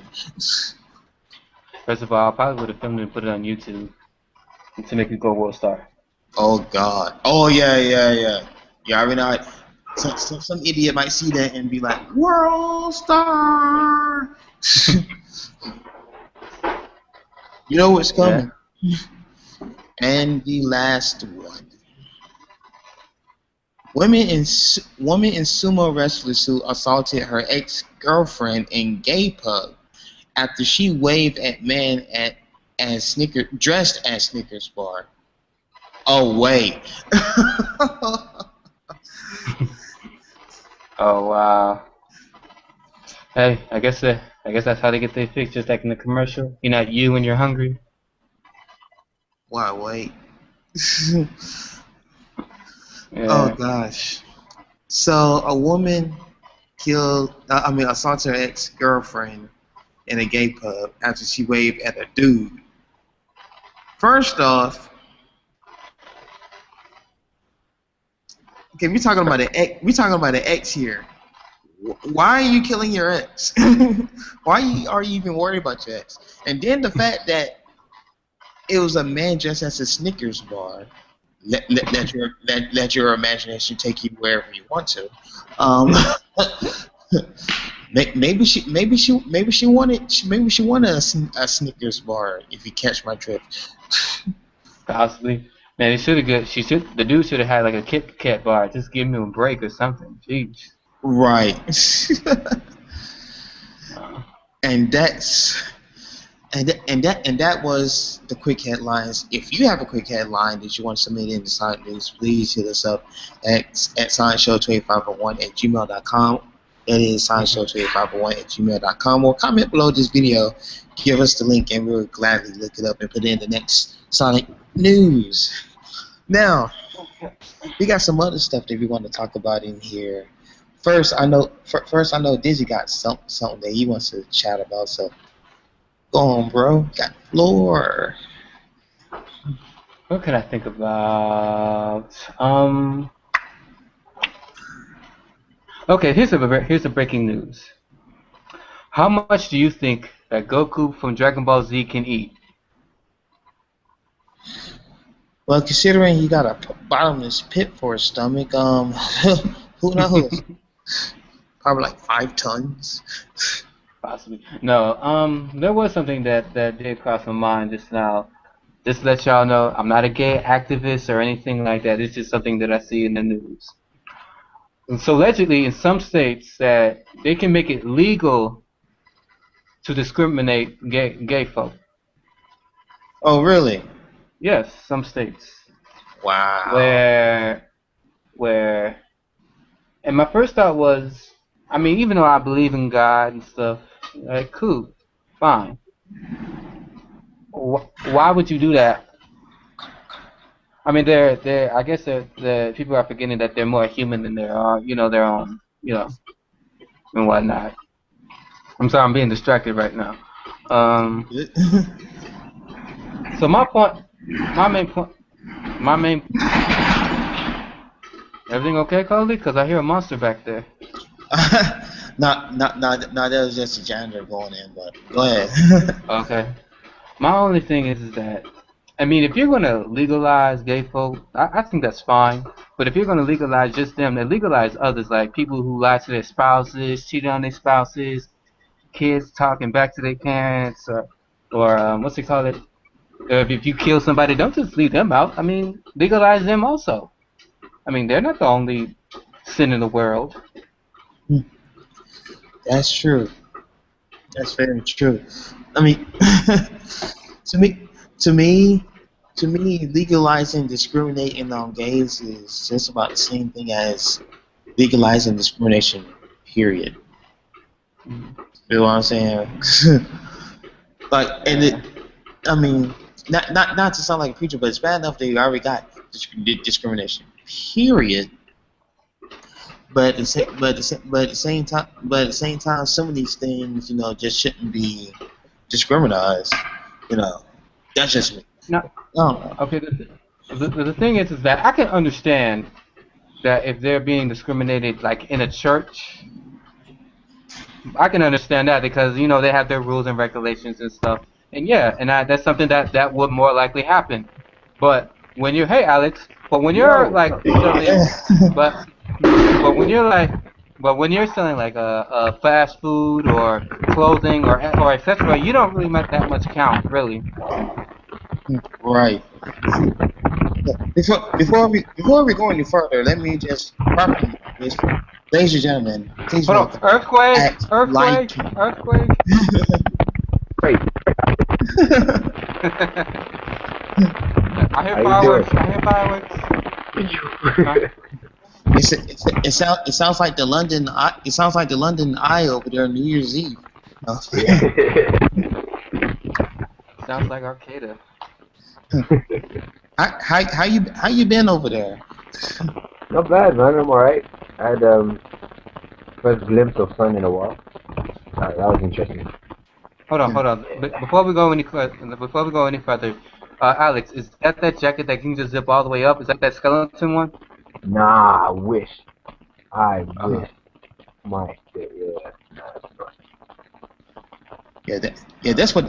That's what it looked like. I had to look at it like. It does, right? I would be sick. I would go crazy. Nah, I need one of those, man. Yeah, you're making me miss my onesie.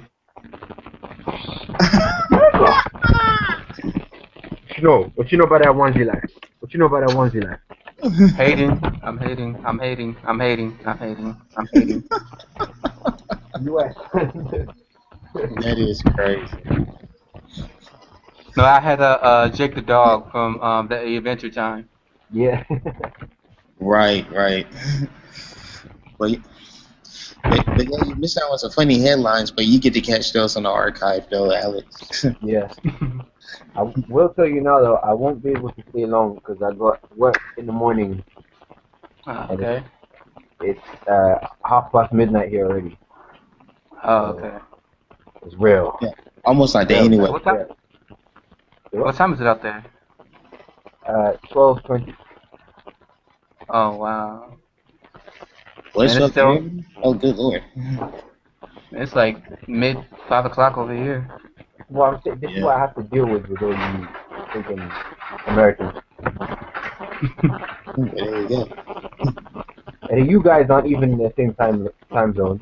Like, half of you, it's 5. The other lot of you, it's like 9. I can't even keep up. Well, who's eating? Hold on. Who's eating right now? Because I've been. Not me. I don't know. That might be my microphone. Probably is. Is either somebody crunching? Is it like something's crunching, or just somebody like passing through like?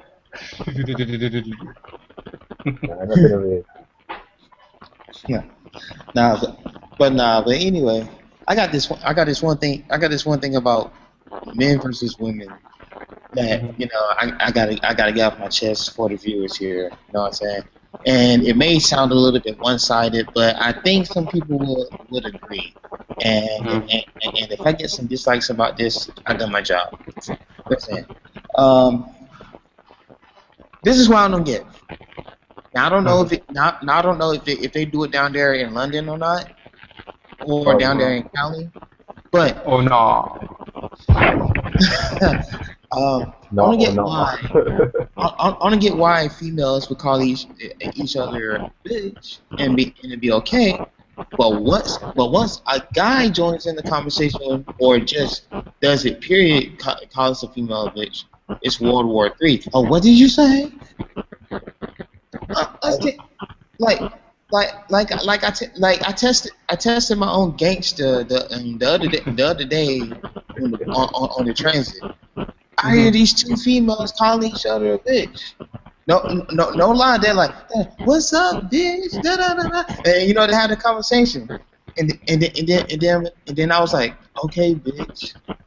They're like, "What did you just say?" I'm like, I said the exact same word that y'all two be calling each other.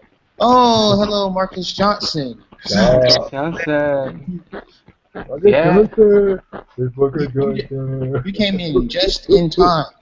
But yeah, I tested my gangster. I was like, oh, yeah, okay, bitch. They're like, what did you just say? I'm like, yeah, I just said the same word that y'all two be calling each other. What? They couldn't say nothing else, but they carried on with their conversation. That's like the same as black people with nigga, isn't it? Say what's up, my nigga. Hey, my nigga, what? My nigga, my nigga, my nigga, my nigga. I'm just thinking, can you imagine how stressful it must be for a white person to lack that song? Like, they hear someone, they're like, man. Okay. Man, can I just Near? Exactly. And you know, actually, I'm sorry, go ahead. I'll let you finish. Okay. I'm gonna let you finish. Another thing don't go there. Ax. That's what she said. That's what she said. That's what she said. That's what she said. That's what she said. That's what she said.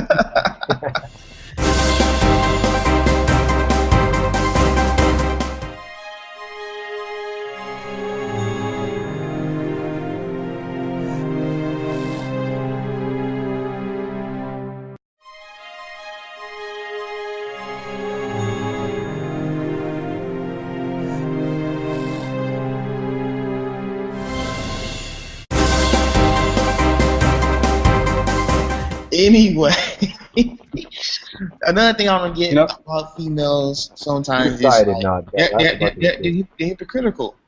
Okay, like how is it that like it's not okay for a male, single or married, to go to a bachelor party that they've been invited to, but let a female go to a bachelorette party?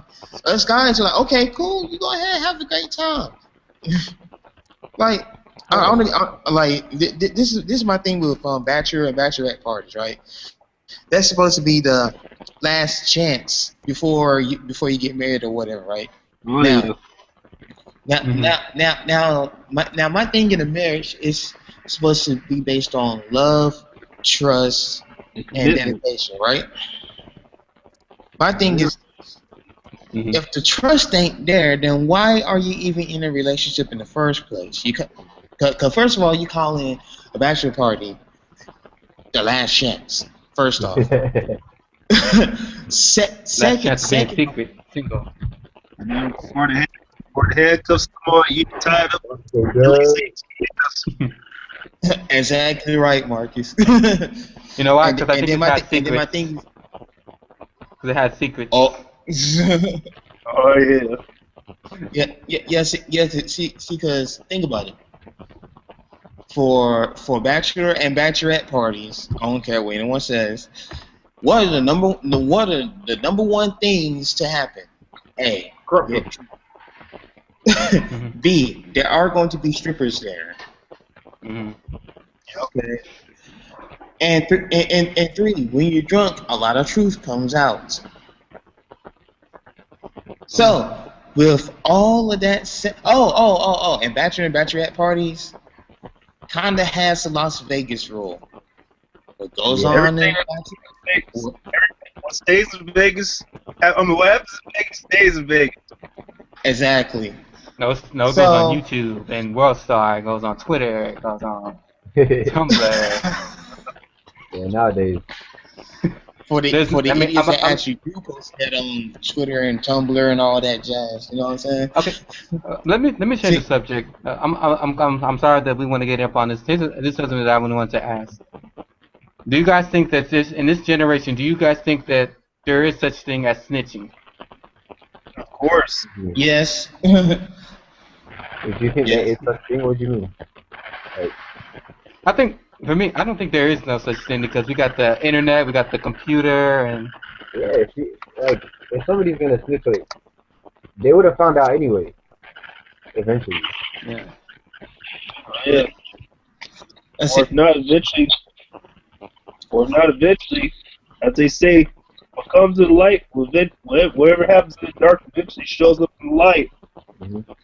Now this is my thing, right? Now, let's say if you are a terrible liar, then I can see, you eventually telling it on yourself because it's going to happen, right? If it's on Facebook, Twitter, MySpace, those who still have it, whatever the case. But if you are a good liar, if you're very good keeping secrets and stuff like that, the only way that someone's gonna figure ish out about you is if you have somebody ratchet, A side chick. or somebody to get you drunk and be like, oh well, yeah, this, that, and the third, and da da da da da da da da. And you're already a truthful person, so that's a blessing and a curse. You feel me? So if you get drunk, some of that truth might come out of your mouth. Then guess what? You're gonna spill the beans. Now, now you do have some. Now you do have some friends. Well, friends that you could tell anything to, but then like in the next 5 minutes you see a post on Facebook. Oh, this person has sexual relations with this person, or this person is gay and he told me da da da da. Well, I have this. Hold on. The liquor told me to do it. Okay. Alcohol. That is not cool. Like you act like you see people that will actually do this. Oh, wait a minute. We got a surprise guest coming up in here. Ladies and gentlemen, my boy George Hidalgo, aka Lion Dark Venom from YouTube. What's going on, bruh? Is he there? Hello? Here. Hello. How you doing? I think he's having some technical problems, but hopefully he would that would get corrected very, very soon. But in the meantime, like whole lot of people will eventually post, like, if you hang around the wrong crowd, your business will get exploited out there. I don't care what social media website you're on, and it's gonna be chaos. Believe me.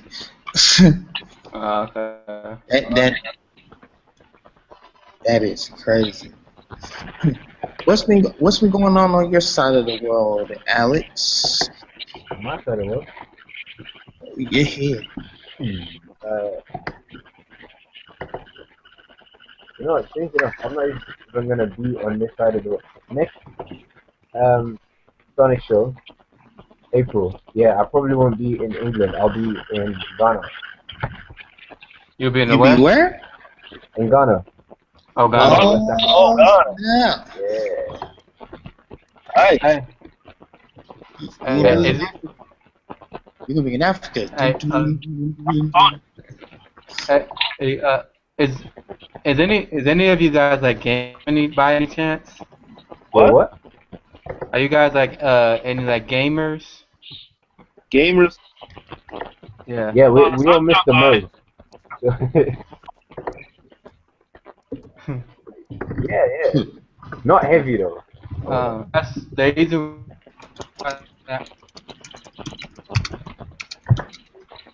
Okay. The reason South Park game. Ah, bro, I need to get that. So bad. Have you played it? Wait a second. Oh, okay. I got the group chat on, and Lion Dark Vin is watching. So yeah. So he's gonna communicate through the chat, or like if his microphone works, he'll speak through that. So yeah, I'm gonna tell you what he says as we go along. But go on what you were saying though. I was just saying that. Are you gonna get the new South Park game? I need to get that, definitely. I've seen so many things about it. It's hilarious. What's the name of the new South Park game? I haven't been seeing a lot of new South Park games coming out lately. Stick of Truth or something. Yeah. Yeah. Have you played it? I think the South Park games kind of fell off on production, to be honest. by the way, just to let you know, Lion Dark Vin is a hardcore gamer. Just to let y'all know. So anything gaming news or any questions, ask him. Believe me, all the answers. He's like the Radio Shack of games.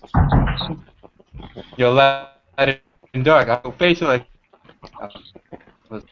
You're dark. I don't like your facial expression. I'm just kidding. Wow. I'm just kidding. I'm kidding. I'm kidding. I'm kidding. I'm kidding. I'm kidding. I'm kidding. He said, "What's up?" Come on, Shan. Come on, Shan. Oh man. Nah, also awfully chill. Okay. That is true. Alright. But back to the whole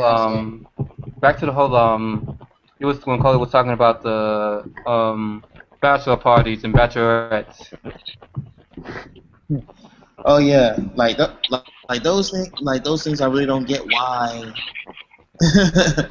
Those things I don't get why like we could be the nice ones and okay, yeah, y'all could do, yeah, you can go to the bachelor party, da, and you know what I'm saying, but they'd be strict on us. Oh yeah, we can't go to no bachelor party. If we know what goes on in there, Okay, if you're doing all that, we don't got no trust at all. Period.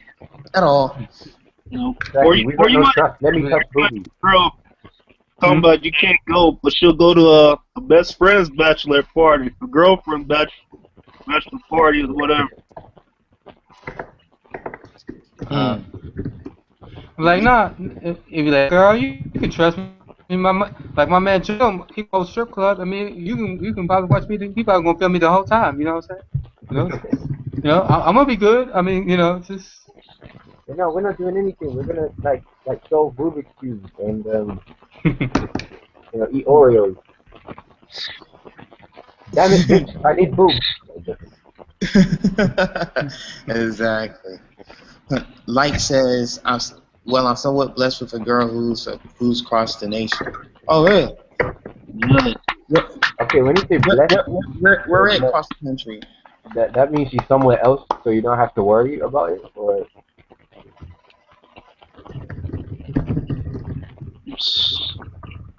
Yeah, that's furious. Probably got that. You hear that? God damn. Yeah, I hear that. What? Well, unfortunately, she only likes girls. Oh, damn. What? What? Threesomes? Now wait a tick. She only likes girls. How are you blessed? Well, then again, wait. Nigga, excellent threesome. Yeah. That's why I was about to ask you. Is she bi? That is also bad because if I look at a girl that now that what you looking at? That's mine. After her first.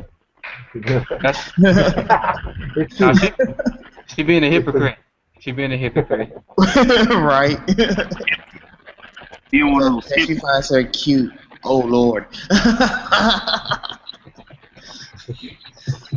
Oh dear, that is nuts. But yeah, I got news report, and it's from the London perspective. I want you to tell the people at ITV that canceling Who Wants to Be a Millionaire was the worst thing that they ever did in their life. Ooh. Did they just cancel that? Yeah, Chris Tarrant said bye-bye to Millionaire, and they're not reviving the show. Right, jerks. What show? Who Wants to Be a Millionaire in Britain? Oh, in Britain? Okay. Yeah. But you know what's funny? I never understood it. Like, how is it that the nation is getting broke, yet we still have this show on? I wish I knew. That they is make random millionaires just like that, but we're broke somehow. You know what? I think I know why the show got canceled. Now that I think of it, the show's been on since the the version of the show in London has been on since September of 1998, and it just recently canceled, I think, in February, if I'm not mistaken. Out of that whole time, they produced 5 millionaires. Just 5 millionaires? Just 5. The U.S. has more millionaires alone. USA. Between the network and syndicated version, you know what I'm saying? I don't know. And they supposed to be making smarter shows than us. Hey, bro, hey, you don't want to see these hands. But you know, there is that one show that's gonna come up next week on Friday, and it goes like, I am the stone that the builder refused. I am the latest in the blues. I'm supposed to make an ideal right, the same spot like the doctor. You can look really left in your breath. I am the bullet in the box, the bullet in the gun, the glue to let you know you got it. Yes, yes, and what Dizzy is saying is nothing short. It's nothing short of a true statement. The Boondocks is returning for a 4th season on Adult Swim.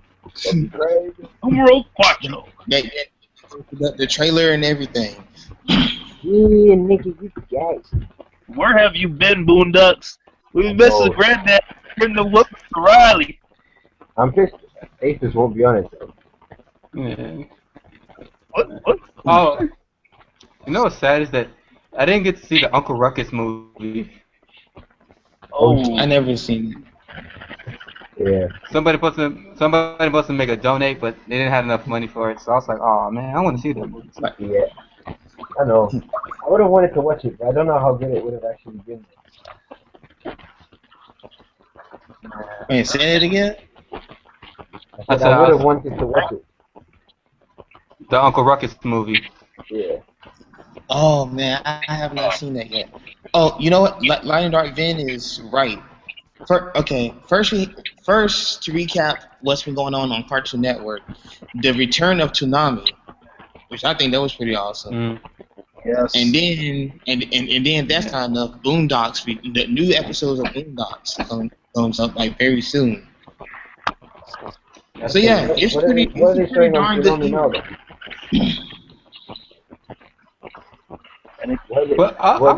the new Toonami? But here's the question that I wanted to ask y'all. Do you guys think that they're gonna say the N-word in this season? You think they're gonna allow it?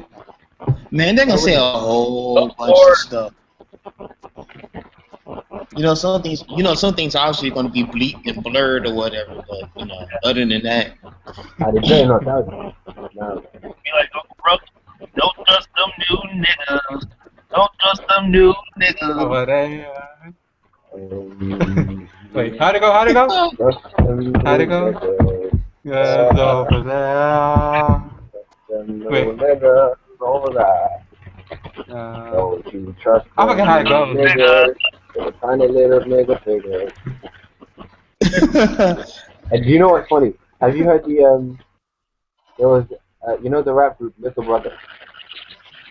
Huh? Little Brother, they did Little Brother. The one it had Fonte, Rapper Big Pooh, and Ninth Wonder. They did a mixtape, and then Fonte, because he can sing as well, he did a skit with that song. It's hilarious. Huh. Yeah. They put the soul in it. Buddha butt. I do find Buddha butt cheek. Buddha butt. Buddha. Nah, I'm just kidding. Stop him in the nut. Hey. Stop him in the nut. Stop the nut.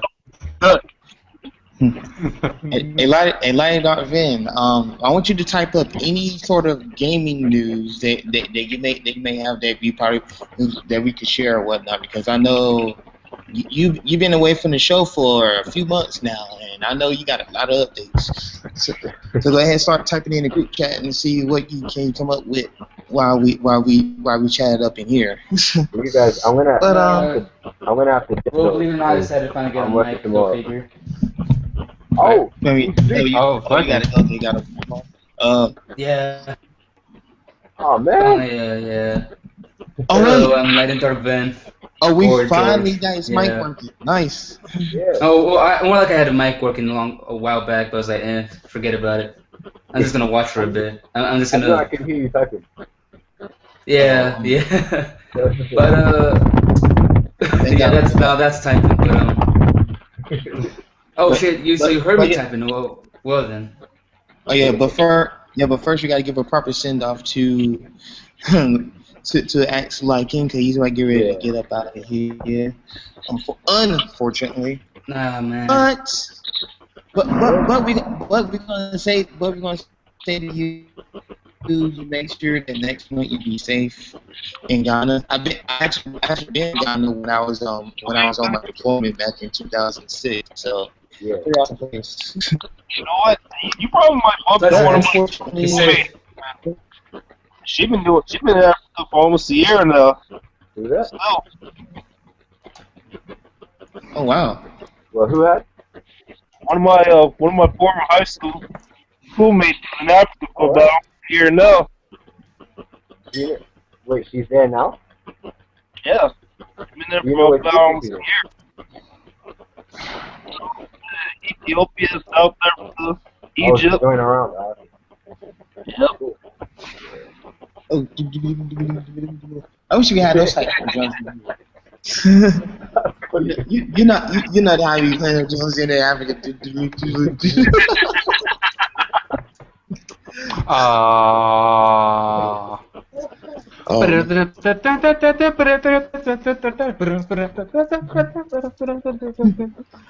Speaking of that, thank you for reminding me about the carnival this coming year. Thank you. I really need to. Well, I'm gonna have to go, guys. All right, X. You be safe, and we see you for the season finale. Until then, you've been dismissed. See you in the season finale, bro. And then there were 4. Well, for now, of course. Now, oh yeah. So Light and Dark Vin, what gaming news that you have for us? I know you're a Sony head like myself. I mean, well, I'm sorry to kind of let down some people, but I'd like to congratulate Microsoft with Titanfall. It looks pretty nice. I won't lie. I won't lie. It looks pretty nice. I'm a tech guy myself, and seeing those mechs fall out from the sky, because I joined more like this person that I watch on YouTube that plays Battlefield. He was streaming Titanfall, and I have to admit, it looks pretty good. It's pretty interesting to see how campaign and online multiplayer kind of come together. Even though the story wasn't something to write home about, a lot of people said that the story wasn't something to write home about, but they enjoyed it. In fact, I saw one mission that he did, and what happened was apparently, obviously the good people, they're flying in the ship. They're probably getting fucked up in outer space, and then they warp into obviously the next war zone inside a planet.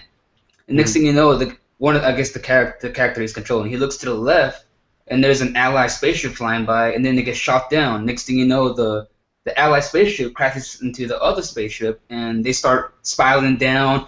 Anti-gravity is no longer affecting the ship, and they're all bouncing around the ship, obviously getting fucked up. Then they crash down. Next thing you know, on the radio it says, "I'm coming down." Next thing you know, you see the mech come down. The mech's body opens up, and it's like, "Come on, let's go." And then next thing you know, the story starts. Obviously, him and the other player control characters start walking up, and next thing you know, you start seeing rocket pods shooting down and just like gunfire all over the place.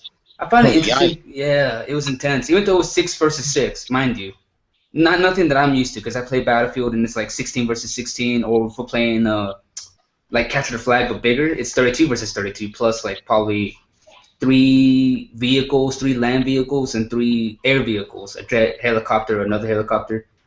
And it's kind of interesting, but there wasn't really nothing to write home about, because as you know, November was the release of the PlayStation 4, and February 22nd was the release of of the PlayStation 4 in Japan, actually. So nothing's been going on, but Japan finally has their PlayStation 4. Thank God. Because for me, that's something happy, because that means Japanese developers can develop for the PlayStation 4 now. And I love me some good RPGs. I mean, I'm not saying I'm not a fan of Skyrim, but Japanese developers have something magical to their games, because I played one of them called Resonance and Fate. Not someone would buy, because most of them would either buy like Call of Duty or South Park, because everyone knows South Park here in the States. Not so much probably out of the nation, but Japanese RPGs always have some sort of magical touch. I have a 3DS, and Square Enix just released Bravely Default, and it was probably one of the best RPGs I played, even though I didn't play like Final Fantasy VII, which most people will consider the best, even to this day. But I actually heard some reviews about the game, and it's been a very popular commodity so far. It's very good. I'm actually at like 40 hours in. It's amazing, because it's not bad to grind. It's hassle free if you must, because there's options where you can just speed up the battles and make everything automatic. So you just like put your game down and obviously hope to God that you didn't mess up and you didn't heal your people, because if you don't want to come back and next thing you know your party's wiped out. But nothing really to write home about. If you guys don't know, there is another Arkham City game coming out, Arkham Knight, exclusively only for next gen. And I saw a trailer not too long ago, and it looked pretty nice. So that might be my first game that I might get my first Arkham City game. Okay. And as you know, Infamous Second Son also releases this month as well as Metal Gear Solid Ground Zeroes, which I might be streaming this Tuesday when it releases. And Kojima Productions is I'll most likely post a link when I live stream it. But Kojima Productions is also one person that I like as well, and one developer that I like. And let's see, what else? Also in March is the Game Developers Conference, and apparently Sony is going to unveil their virtual reality headset. What? Yeah, their virtual reality headset. Oh, this is about to be a great year for Sony. And as you know, if you guys don't know, there is a streaming service that has been betaed as of last month, the PlayStation Now service, where you can apparently stream games. They said that if you have at least 5 megabytes, we'll leave it at that. 5 megabytes, you can stream the service perfectly fine. It has a little input lag since it's being streamed, but I just read an article not too long ago where you can rent games for at least a day, 10 days, and 30 days. And people are speculating it might be like obviously 1 day will be like $2, 10 days will be $5, 30 days will be $10. But that's just rental prices. We don't know about subscription. They want subscription. Let me ask you something in a jokingly way. Does Blockbuster have anything to do with this? No, believe it or not. In fact, I think you would be asking more about Redbox. It's because if you didn't know, Blockbuster kind of died down. And actually, the funny thing is that there was a conference I think last month, and apparently Sony and Netflix are partnering up for 4K resolution for their videos. I see. Right. Believe it or not, they're actually partnering up for 4K resolution for their streaming service. And unfortunately, the PlayStation 4 can't really support 4K resolution. Mind you, 4K resolution is twice the resolution of 1080p. So 1080p times 2. So that's fine quality right there. Yeah, that's super. You know, it's funny. Because actually, I was at an event where they actually showed like what the kind of quality that he was talking about, and I thought wow, this is very clear. I can barely see. I can see a form of a booger. Because as you go higher quality, that's more pixels seen. So say if we took a picture of any of you guys in 4K quality, you probably could see every pore, every inch, every detail. Jesus. They ain't ready for it. They ain't ready. So if you took a picture of my arm, like you probably see every little hole that the hair come out. I mean, I wouldn't say that, but you will see a lot of finer detail in there. Jesus. You mean to tell me that they have Even the detail, his hairy arms and stuff, the hair on his arms. Most likely, you will probably see that as well. Man, all they need is left is an X-ray, vision, camera, or contact. I don't know. contact. I'd rather not have I mean, X-ray. If I can at least somehow pierce through a wall, then that'll be my best friend whenever I go to Japan. Because obviously, if you don't know, mixed bathing if you must. You know, it's very relevant that you mentioned fine detail because for the baseball fans, you know, MLB 14 the show is coming out like very, very soon. If not, it's probably already out.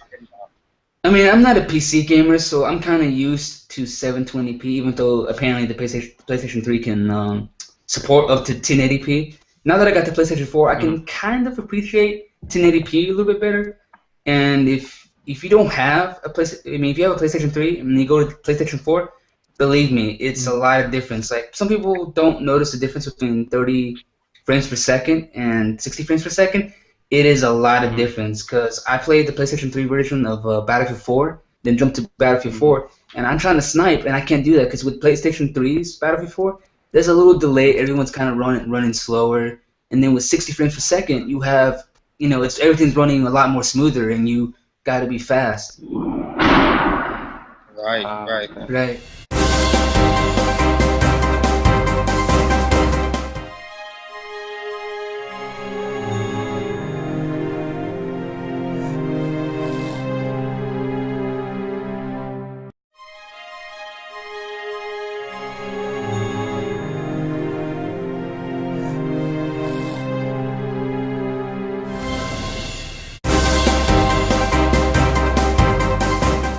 Now I got a quick question for my particular situation because as you know, my PS4 had got messed up or whatever. Now I recently sent it to Sony and they returned it back to me and unfortunately it's not fixed.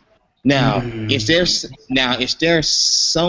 somebody else that I can actually go to that can actually fix game systems, or do I just have to get a whole nother system? I don't know. I'm sorry about that because what's funny is that on launch day, for some odd reason, every other retailer's PS4 was pretty fine. Like go to Best Buy, GameStop, and all that. Their consoles are fine, but for some reason, Amazon's consoles were kind of faulty. Now I'm kind of happy that mine wasn't faulty because everyone else is like reviewing saying, "Oh, my PS4 is messed up," and then I bought one from Amazon and mine was a launch day console, so mine was like first day on the first day, and mine was pretty fine. So I don't know. I thought Sony would fix it, but interesting. What's wrong with it to be exact? No, actually, okay. I'm gonna tell you what happened to my PS4. Then I'm gonna tell you the reason why they couldn't fix it. My PS4, unfortunately, like with the holes in the back for the ventilation as big as they are, just about anything can get into it, right? Yeah. So unfortunately, we had a critter to go into the back of the vents or whatever. Now I was completely unaware of this happening, and then all of a sudden, I hear something go zzz, pow. I'm like, well, what in the world's going on? So I was in the middle of playing that, and that was something that happens, and then I try to plug it up, do everything what the tech person says for me to do, and it's not coming back on anymore.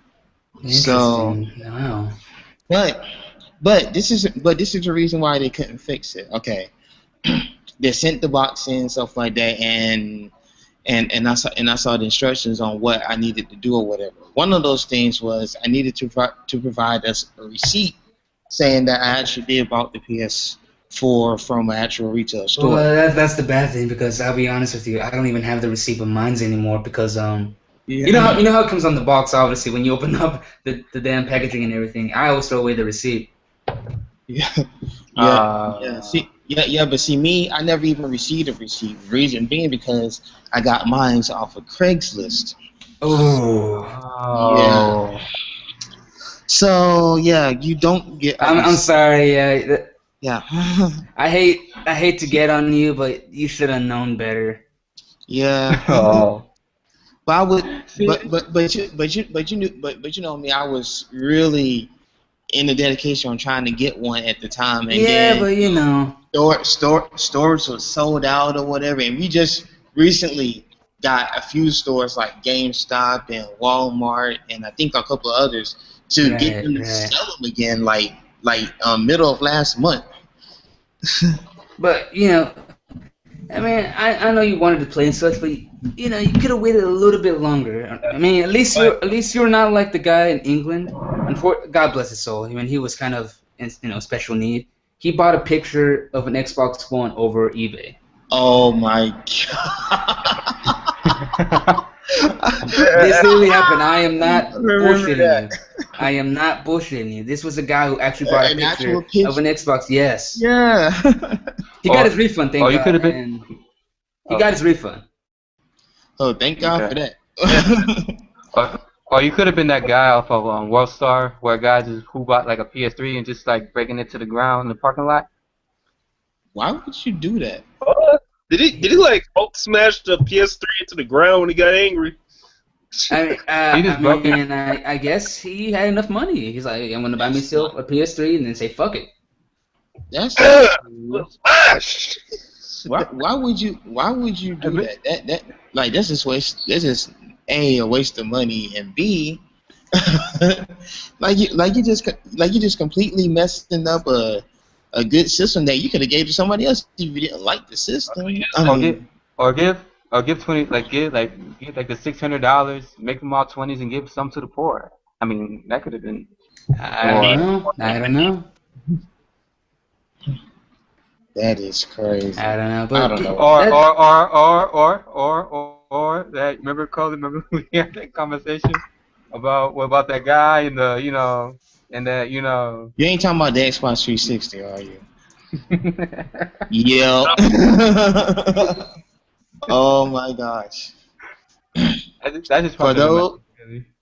For those who've been under a rock, there was and probably still is a video somewhere on somewhere on either YouTube or WorldStar Hip Hop, where we originally found it, where there was a guy who owned an Xbox 360 and decided to literally screw his Xbox.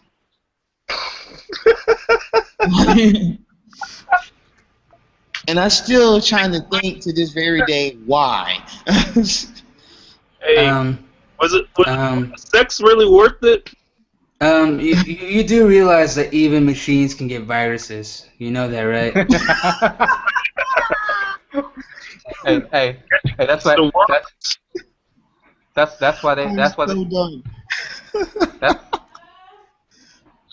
there's Norton condoms. That's why they always.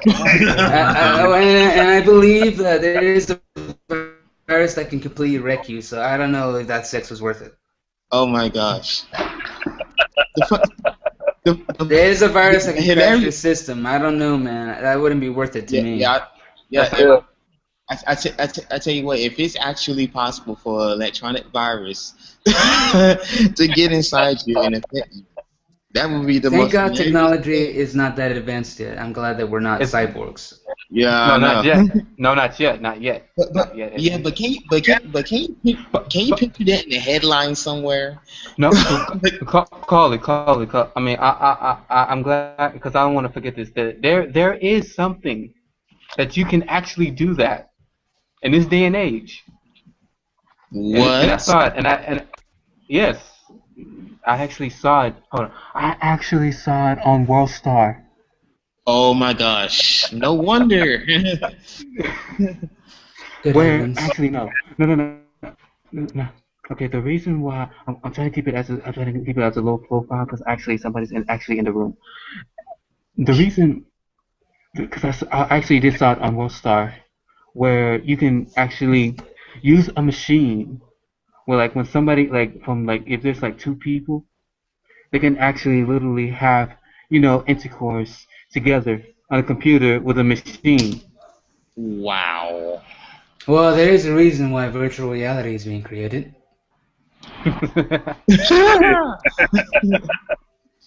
Yeah, that would be the reason why. Welcome to the future, gentlemen. Yeah. Virtual Where you can find new ways to jack off. Just And saying. with somebody else. God bless America. And you thought Japan was fucked up. Oh wait, they're still fucked up. Never mind, because I would know. I literally did. But then again, you can't put nothing past America too.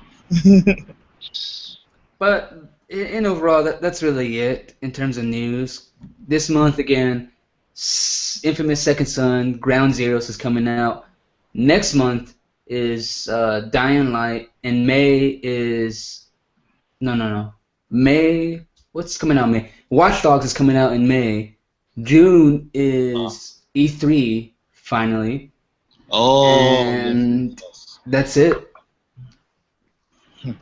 Right now, it's not too much news. I'm still, looking around news sites and checking things out. But that's it, really. That's it. Word. Well, and finally, Marcus, who or what is on your shit list? Good question. Man, I'll probably have to say McDonald's, because not only because of the way they already underpaying their workers, but now they're supposedly calling the fire for stealing their wages. Oh, stealing wages? Stealing wages. Whoa. Oh, nah, that's not cool. That's not cool at all, bro. That's what they got Amy's Baking Company for. If you watch, for those of you that watched Kitchen Nightmares at the end of last season. Oh boy. Like I don't even watch TV, and I know that accident. You don't know about that? I know about that. That's. Yeah, no. Mr. Who doesn't know Mr. Ramsey's voice? Who doesn't know Mr. Ramsey? Like, I watch all Japanese stuff, and I still know who the hell Mr. Ramsey is. I still know who Amy's Baking Kitchen was. That was crazy. I'll tell you. If you don't know it, I'll tell about it. Amy's Baking Company is based in Scottsdale, Arizona, the state I was born in. Those of you who don't know. Oh. And supposedly it's supposed to be a restaurant that sells like baking goods and all that good stuff. But so it's like a bakery of some sort. Go on. Yeah. But the way they run that place, it's a sham. You know what? Like, I'll tell you why. Like, people that go to eat in that place, they complain that the pizza takes an hour to cook, and they only get like 1 or 2 people working in that kitchen. Why would it take a pizza an hour to cook?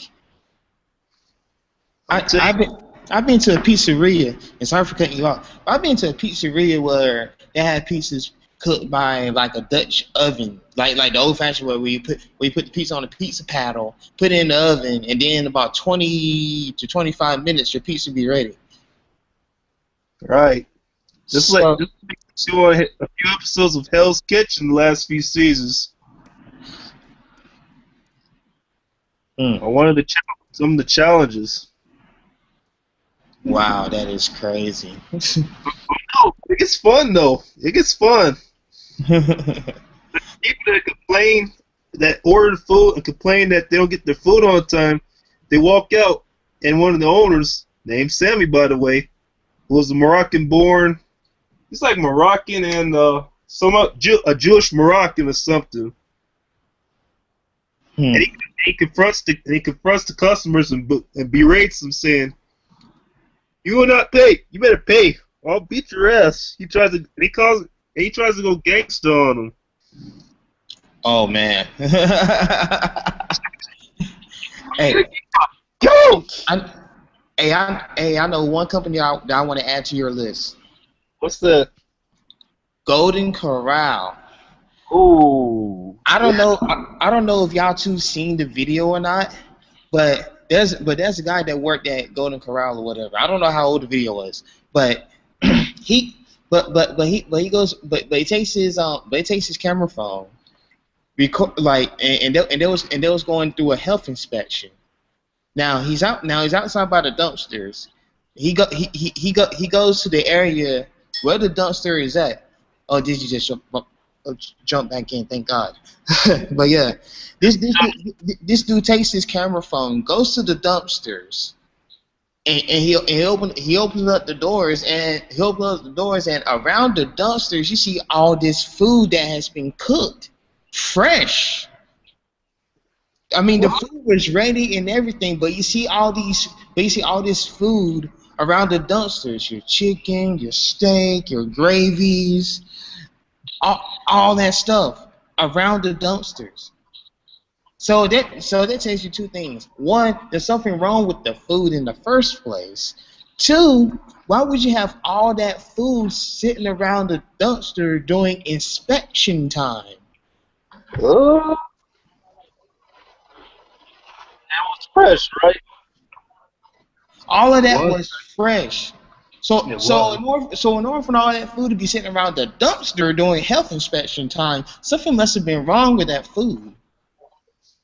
Probably the undercover mold that you don't know about, the E. coli, whatever the stuff is.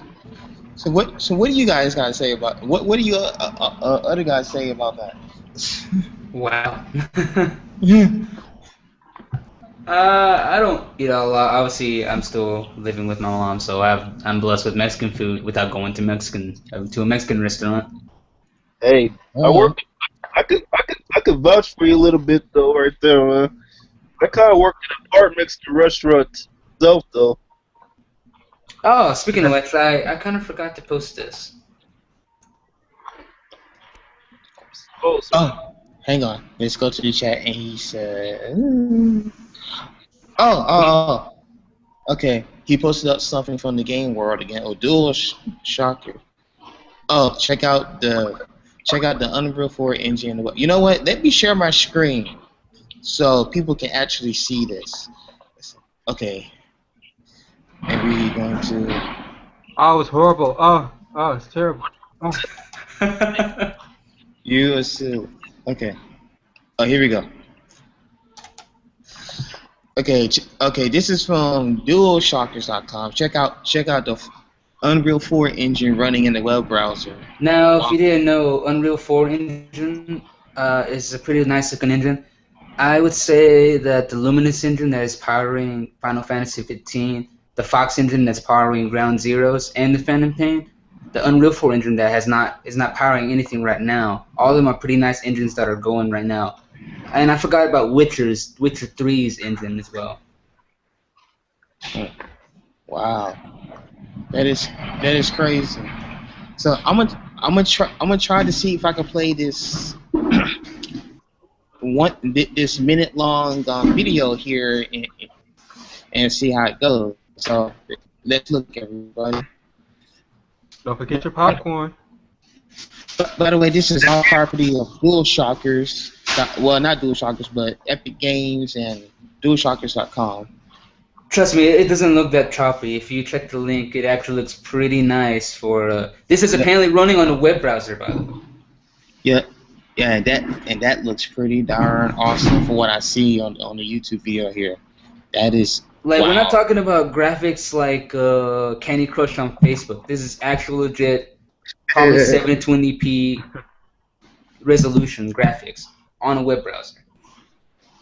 Unfortunately, it's only working for Firefox, but we hope to see Google implement this. Oh, that would be nice if Google implements their browsers to do this. It looks slick. Business and GDC. Yeah, and that's that video there. But that's pretty darn awesome. Let me get this off of this multi. Okay, there we go. Yeah. The last game that was played at the end of that video. Hey, y'all right. Yeah. Oh yeah. And I will be posting. I'm sorry about that, Dizzy. I will post that link in the description box below just in case you missed that. So yeah. Go ahead, Dizzy. What you were saying? I was asking like, do you like anime? I am a giant fan of anime. Yes. Okay. So which one is your best unknown anime? I want to check it out. So far what I hold top two actually is 5 centimeters per second and Eureka 7. Oh, okay. Oh, that's mainstream. Eureka 7. Eureka 7 is my shit. I would not lie. Eureka 7 is my shit. And as for the other movie, you might want to grab some tissues. I mean that in a nice way, by the way. Wait. It's a tearjerker. You're not trying to say. It's not adult online. Trust me. It's not adults only category. It's pretty nice. I hope it not Kiss Exist. No, trust me. Believe me. I think my girlfriend and you would probably get along with that, but I'm actually tame with my anime tastes. I'm just messing. I know. I mean, I know about them. I won't lie and say I wasn't curious, but no, my anime likes are rather tame. Oh, okay. The other sad thing is I watched the whole thing. You mess around with Disney, I'm gonna be telling you, walk on the wild side. No. Just saying. No. But I will say that I hope that they make another season of Heaven Lost Property. That's not watch Perverted. In fact, I'm actually watching one that's called Seotoka Yakindomo, except it's funny because it's actually reversed. Normally in anime, it's a guy being a pervert. Now, let's try flipping it around the other way. What if there's a guy that went to an all-girls school, and he's actually the most non-perverted guy in the whole cast. All the girls are perverted. This guy is just normal. Oh, wow. Oh, man. Sounds like a Japanese version of Doug. Yep. Oh. Like, everyone's... It's an anime full of sexual innuendos. You will laugh at every episode. You know, that kind of reminds me of High School of the Dead. No, that is not sexual innuendos. That is sexual innuendos and more. Oh, God. You know what's funny? Like, every time I watch anime, they always sit right next to a window. They're always in a window. Always in a window. That is crazy. You do not break the cliche stereotype. If you are a main protagonist, you stay by a window and you will look at it. Or else. Exactly. If it's raining, you're gonna look at it. If it's sunshine, you are gonna look at it. If it's a fucking tornado blowing outside your school, you are going to look at it. You are going to look at it and you will like it. Or else. Speaking of windows, did you see the last ending of Full Metal Alchemist, Blood Brother? And what is your thoughts on it? Believe it or not, I have not watched Full Metal Alchemist. Oh, okay. I haven't seen that, but I will want to see that. But I know for one thing, my girlfriend absolutely loves it, by the way. Okay. Speaking of anime, she is fully obsessed with Frozen. I do not know why. Oh, I haven't seen it though. That too is a hot commodity, even though I haven't seen it yet. You know the reason why I would see it, but I don't want to see it because one, I think it's for interesting, but the other hand, I don't want to go to a children's theater or a bunch of kids, or be in the theater with a bunch of kids. I mean, don't get me wrong. This is just something I find it funny that you say that you think it's kids. The only thing that turns me off is that it's a musical. Because you know how most Disney movies are. They end up singing. It's like, yeah. Oh yeah. Like in The Little Mermaid. No. Yeah. Unfortunately, don't get me wrong. If you put up some Lion King, I will watch it. Unfortunately. I can see what's perfectly fine with Lion King. Put me some Toy Story, I will watch it. I am perfectly fine with that. Bruh, who wouldn't? I can see what's happening. What? And they don't have a clue. Who? Something, something. Here's the bottom line. If Our trio's down the tube. Ooh. Here's the bottom line. The trio's down to 2. And then Jamal said something in French. He said, I think something valise.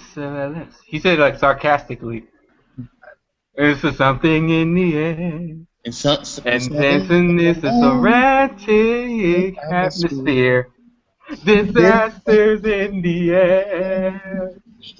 Right. Can you feel that? Now, notice as you two are just singing your butts away, and Marquez is just, out of the picture for a bit. I'm completely not knowing what's going on in the chat right now. Oh, okay. Hold on. At least let me sing the end. And if he falls in love tonight, it could be or soon. And every day in us a mission. In short, our path is to. And then they cried again. That's like the ultimate cop blocking song ever. Oh man. And it's the beginning and the end part. But that's just me though.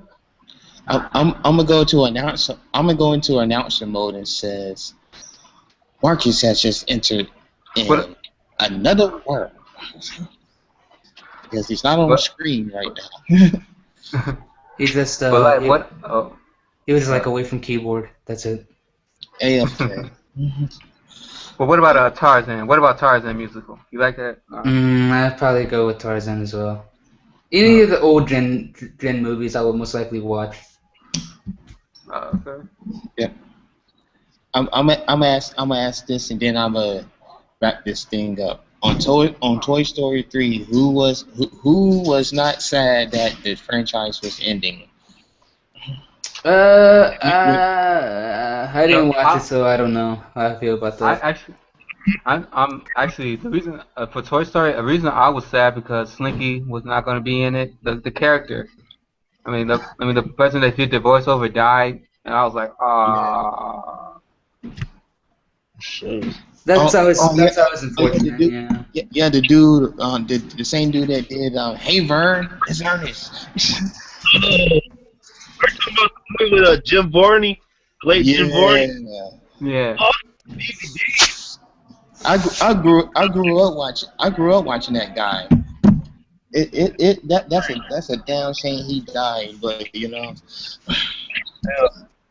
But yeah, Jim Varney wasn't in the last one, and then the fact that Andy left to go to college. Oh yeah. You expected that to happen sooner or later. He has to grow up at some point. Yeah.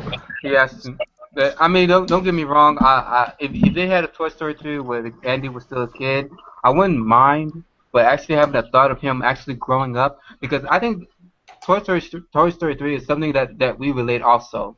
Like we play our toys when we was little and stuff, but when we grow up, we started to forget them and and don't want to play with them because Actually, for me, I mostly cut mine and burn mine and freeze them and put in the freezer. And that's just me. That's how I treat my toys as a kid, though. But I usually hold my toys as hostage just in case if they did talk. So, but that's just me. Then. But yeah, we're gonna unfortunately end this broadcast for Side News for March of 2014. But before we do, you know how I always do it. Starting from my left to my right, Dizzy, where can people find you at? You can find me at blackplanet.com. Now you can find me at youtube.com/DizzyToTheJoe. You can find me on Tumblr. Oh yeah, ask me questions on Tumblr. I like Tumblr a lot. You can find me at Tumblr at TheJelefolk. And if you actually go to my main page, you'll find the links in there. Alright. And by the way, all these links that these people are saying will be in the description box below, so you can check all those out. All right. Oh, make sure you type that in the chat box. By the way. Light and Dark Vin, our guest starring here. Where they can find you at?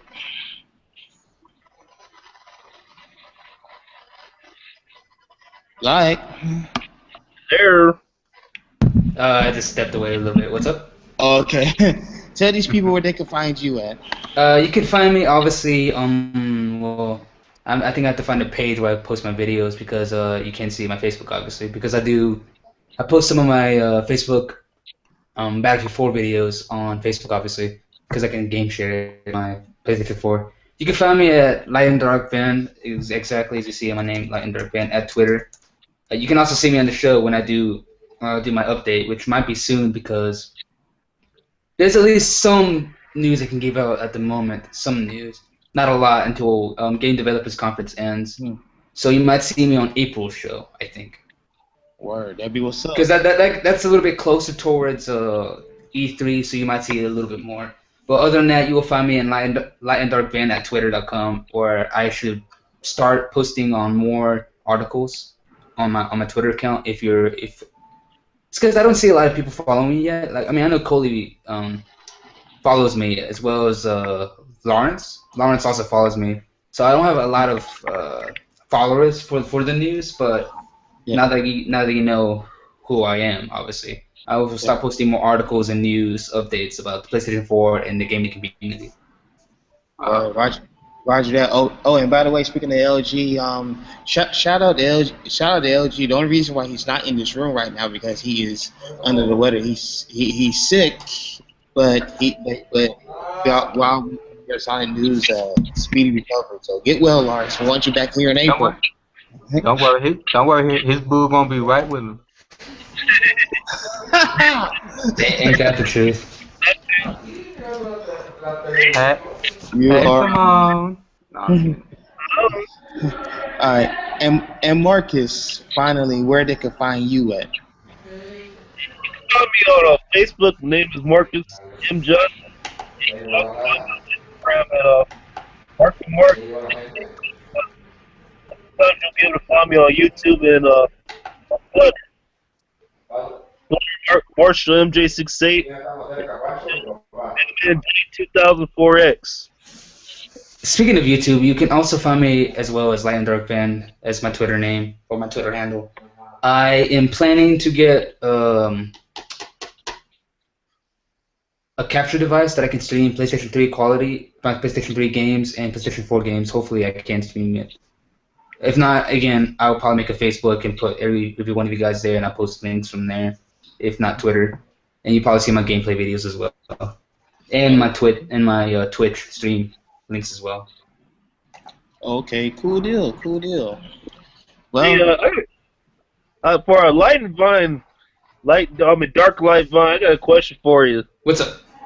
Do you play a lot of old school video games or no? Somewhat, but I'm okay with old school video games. In fact, there's this game called Azure Strike Gunvolt that is kind of giving me like some Mega Man Zero feels. If you didn't know that was back in the Game Boy Advance. Love it, and they're bringing out kind of like a spiritual successor that's coming out on the 3DS eShop, and it's coming out this summer. So yes, I'm pretty good with that. This was so. Do you play a lot of ROM hacks too on the emulators or no? ROM hacks of those old school games. Well, I don't do hacks, but I think at one point I had the Nintendo 64 emulator, and I booted up Star Fox 64, and I'm trying to think what else. And Legend of Zelda: Ocarina of Time and Legend of Zelda: Majora's Mask. I was like, yes, I'm back home. Oh my god. And believe it or not, I may be almost 21, but I still play a lot of Pokemon. Nice. Okay, hey, I know a lot of people that play Pokemon and they old as well. So hey, I will not lie. There ain't nothing wrong with that. But shout out, matter of fact, shout out to Jay Hood, aka Justin Taylor. He does as well. Of course, you know that personally. Yeah, I would know. He plays Pokemon. He also plays Yu-Gi-Oh. I'm not so much into Yu-Gi-Oh anymore, but I do know Yu-Gi-Oh. Yeah. Oh well, you can find me.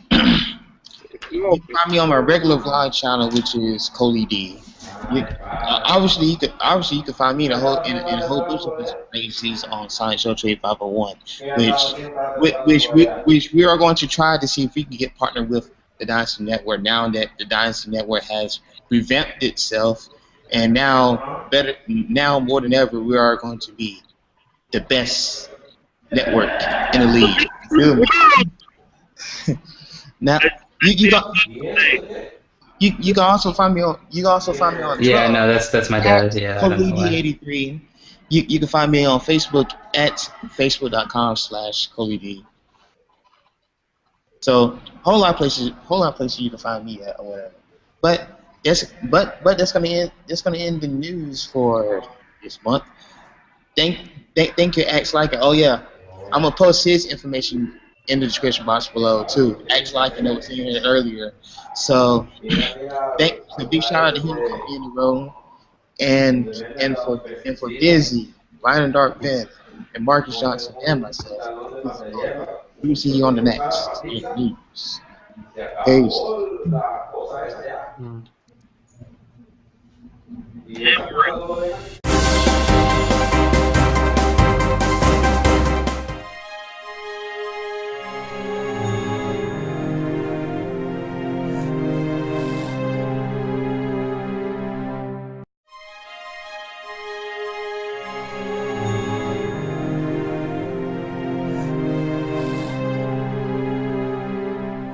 We are back with Sonic Show.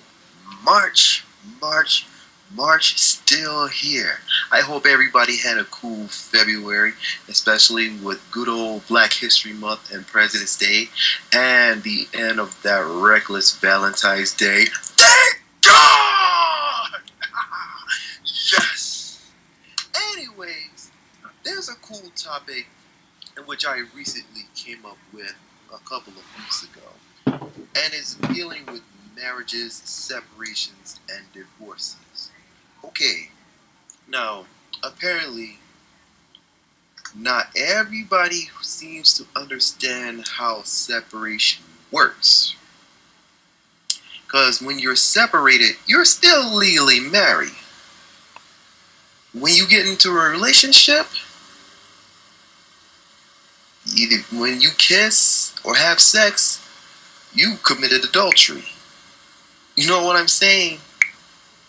There's a simple phrase in a traditional wedding vow that says, forsaking of all others.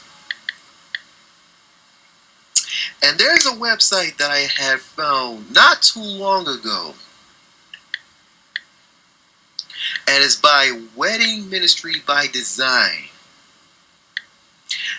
And part of this says, traditional wedding vows contains the phrase, forsaking all others. The phrase may be omitted for more contemporary vows, but that does not give a free pass from adhering God's design for marriage. Failure to forsake all others has destroyed untold marriages and has crippled countless others. Now, when hearing that, don't let anybody outside of your marriage cause any conflicts. Either it's your parents, your siblings, your coworkers, your friends, or any other family members. Now, going back into separations, yeah, quite a few people have failed to understand what it means to be separated.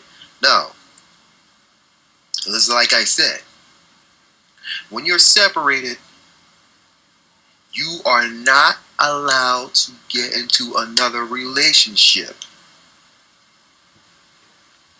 Do that when you are divorced. When the divorce papers has been finalized, then you can get into another relationship with another man women with another man and men with another woman. But like I said, if you cheated, had sex, or made out when you're still separated, legally married, like I said, you've broken the covenant. Commandment number 7 says, thou shalt not commit adultery. You've broken that commandment. You've broken one commandment, guess what? You broke every last one of them. And of course, that's how people end up on national TV, such as Cheaters, Maury, The Steve Wilkos Show, Jerry Springer, and vice versa. Jerry Springer's fake. And if you're willing to have the marriage work out when you're separated, by all means, do it. But specifically, if the separation is like, well, how can I put it this way? No, I take that back. If the marriage ain't working and you still separate like maybe 6 months to a year, then by all means, go ahead and get that divorce finalized. Then you can go ahead and get into another relationship. But when you're separated, don't get into another relationship. Because you know who's watching? God is. And all his angels getting everything recorded down, audio, video, on paper. And it ain't pretty. Okay. He's separated. He's still legally married. He's going around dating other women. Okay, he had sex with this woman. He's still married. Okay, she's still legally married. She's still separated. She's going around sleeping with other men and making out with them. Seriously, if that's the way how you guys are when you're separated, fooling around with other people, knowing that you're still married, you're in the whole world of trouble. You know, there's a simple phrase said by Sweet Daddy Williams off of Good Times. Boy, you are in trouble. Even Tootie Ramsey from The Facts of Life even said the same thing. She says, we are in trouble. And here's another one. Steve Urkel. Look at what you did. But seriously, wait until you get a divorce when you're separated. Are you really that desperate into getting another relationship when you're separated? Good grief. So anxious, so desperate into getting another relationship when your marriage wasn't working out? I mean, come on. Because if you are that desperate, you're very trifling. You trifling, good for nothing type of brother, or you trifling, good for nothing type of sister. Boy, when I get married, I'll be sure to stay faithful to my wife. Because sure enough, and if we end up having problems, I'm going to speak life on my marriage. So I'm going to make my marriage work out. Because if the lady seems to be messing around, yeah, we're going to do our best to work it out. But if she seems to be doing the same thing over and over and over and over and over again, that's going to be a huge problem. I'm going to be doing some separation, going to be doing some thinking, and then if I decide not to get a divorce, then by all means, I'm going to stay with my wife. I don't care what anybody says. Like I said, don't let anybody interfere with your marriage relationships, even when you're separated. That's how things get stirred up. Mainly lies. And special thanks to Pastor Monty Rainey for his webpage, Wedding Ministry by Design, Foundations for Marriage, Forsaking of All Others. And if you want to view what I just read from, you can go to this link right down here. There it is, right there. So anyways, we'll be right back with more Sonic Show right after these words.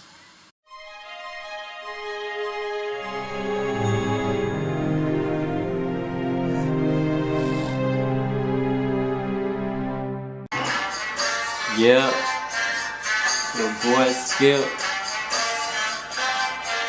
Turn me up in the headphones. We made it. Yeah. Nigga, I made it.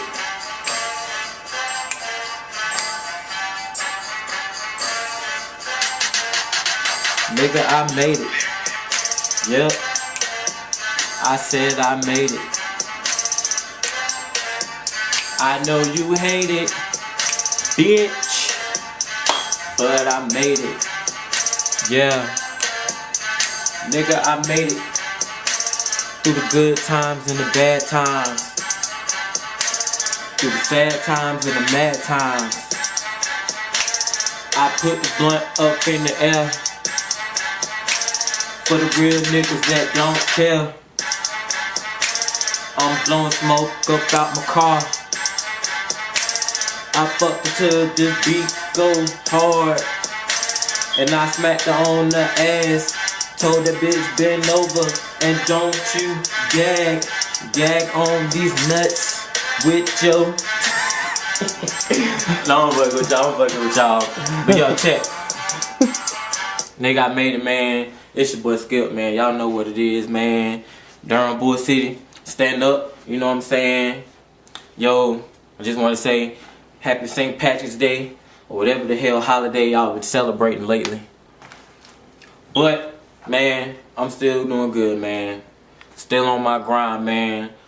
Word for you people that I bring to y'all on the day. Man, stay humble. Stay humble. That's my word. Stay humble. Other than that, shout out to everybody on the show. You know, I just tried to audition for Women's Empowerment. Didn't get chosen, but to God be the glory anyway. It still went forth. We still killed it. So, y'all look out for Anointed Expression, Face for Praise Ministries, man. We on top, man. We making it there. Man, we made it. Nigga, we made it.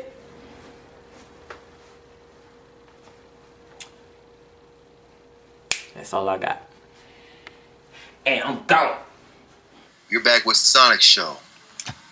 You know, there's so much crazy things going on around the world, and it is not pretty. Crime, homosexuality, bisexuality, rape, vice versa.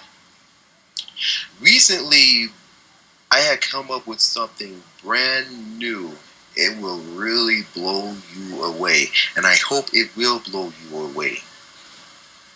With so much corruption and evil going on in the world today, I don't want to be in the hands of an angry God. I want for you to think about that, what I just said. If you watch the news, you'd see all that's been going on around the world for the past few decades. And even today, it has gotten much worse.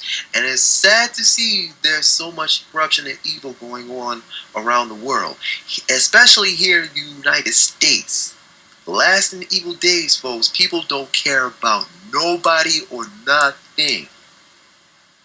And it's a shame to see today's youth either behind bars or 6 feet underground. And especially the youth, y'all need to do a whole lot better. I wasn't even like you guys back when I was a teenager. I mean, come on. And I bet Coley D and Marcus Johnson, I know they weren't like that themselves back then. You know what I'm saying? But like I said, take heed to my new word of wisdom I had recently come up with. And if you really want to read something that'll really blow your mind, back on Friday during Bible study, we were going over Romans chapter 1, the entire Romans chapter 1. And I recommend you reading that whole chapter. It will blow your mind away. It will knock your socks right off. I'm telling you. But before I go, I want to say rest in peace to the following people that we have lost this month. Shirley Temple Black, 2 legendary game show hosts, Jeff Edwards, and of course the very first host of the dating game, good old Jim. To the families, the Temple and Black family, the Edwards family, among others that I haven't named, you guys have our sympathy. So in the meantime, keep watching more of the dating game. Keep watching more of Bullseye, Play the Percentages, and Jackpot. But for now, there are 2 episodes left in this season. Man, how time flies. I know one thing, Coley D better be making me a Sonic Show 5th anniversary cake. And let it be chocolate with some blue icing on it and the Sonic Show logo on it. But now, Shuddy 329 signing off. I just had to put that buzz on Shadid. I had to. Because you should have came in October and he would have gotten some of that cake. Nah, I'm playing though. But nah, here I am with my final thoughts. This has been one heck of an episode. Very eventful episode. If anything, I would have to say is that if it seemed a little lengthy, it's because I have to say it was a long time coming. I guess Alan Lunt, like I mentioned before, I mentioned all episode that I'm a game show head. And one of the things I used to watch on Game Show Network was Password Plus, and Alan always came up with this password of the day. So the password of the day, I guess, or the password for the month, would be inspiration. Without particular inspiration in your life, you wouldn't go anywhere to try to make a huge success out of yourself. Feel what I'm saying? Just keep that in mind while I give these shout outs out. You know what I'm saying? First, before I give out my main, like the huge shout outs that I want to give, I want to give a shout out. You know what, matter of fact, I'm going to go in no particular order. One of the big shout outs that I want to give is to Joel Tan. Now, you notice he hasn't been in a couple of episodes or whatnot. And the reason being because he's been doing this. Yes, I found this picture on Facebook, and he has graduated from the university he was going to up there in Australia. So congratulations to you, bro. And from what I understand, I think he's trying to do a teaching gig or whatever. So good on you, boy. I hope to see you back in April. If not, definitely the season finale. You know what I'm saying? Also, I want to give a shout out to Chris Tizal. He couldn't make it this month, but he's going to be returning next month for the show. You know what I'm saying? He's been busy with school as well. And I want to give a shout out to Axe Lycan because he's not going to be here for the April show because I guess you could say he's making a home visit. He's going to be going to Ghana sometime next month, so he's definitely ain't going to be here for the show or whatnot. So he won't be in contact with him no more than Facebook, and if he's online there. So have a safe trip, and we see you here for the season finale in May. All right. Now, the two huge shout outs that I want to give to, you know what I'm saying.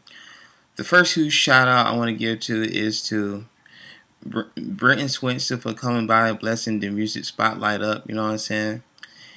And speaking of music spotlight, in case you missed the trailer that I have for the music spotlight, here it is again. We're looking for people who want to be on Sideshow's Music Spotlight for the months of March, April, and May. In our May episode, we want at least 3. We will have 5 slots open at least for the remainder of the season. So, if you're interested in being a guest on Sideshow's Music Spotlight, then email us at sideshowtrade501@gmail.com. Again, that's sideshowtrade501@gmail.com. Or you can comment saying so below this video, or contact Chloe Dixon on Facebook at facebook.com/ChloeD. The final huge shout out that I want to give is to Vernon Lewis, aka I King. Now, that password of the month inspiration is dedicated to him. Reason being because when I first saw his channel, and matter of fact, I know some people don't remember his first channel. I do, and I think it was KLV Live or something like that. I forgot what it. Yeah, but I remember that channel, and I remember, and matter of fact, the rest of his channels that he got, his gaming channel, and all his other channels that he has online. But the main one is his iKing channel that he currently has up there. You know what I'm saying? When I saw the way he was doing that, I was like, that's my main inspiration right there. Like the way he does his graphics and stuff like that, and as you seen through the videos, he always progresses and make it stepped up to the plate and make his videos better. So I'm thinking, hey, maybe I should do the same thing. You know what I'm saying? So to me, that's my inspiration, and whenever he wants to try to drop back in again, he could do so. You know what I'm saying? I'd like to thank all the participants that participated in Sonic News this month or whatnot. I want to thank everybody who participated in the show this month. You know what I'm saying?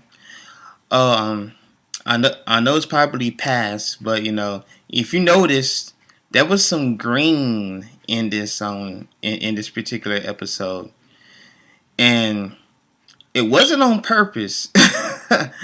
I guess the editor wanted to put a little green in the show because of the fact that St. Patrick's Day had passed. You know what I'm saying? So Also,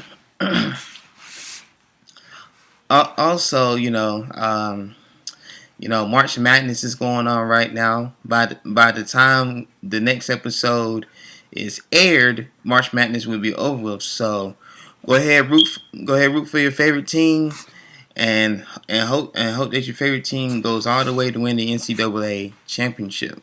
All right. One thing I can say, as of this tape date, Duke is out in the first round. Ha ha. But we see what happens. You know what I mean? I'm gonna prep you guys early. As you know, next month, we have Easter, we have Earth Day. So you know on where Earth Day is going to be Green Week. So make sure you reduce, reuse, recycle. You know what I'm saying? Oh, and welcome to spring, y'all. As of this air date, spring has started yesterday. So if you got some stuff that you need to clean out and everything like that, go ahead, do so. And I know this past winter, and it's been a fierce winter in some areas, especially here in North Carolina.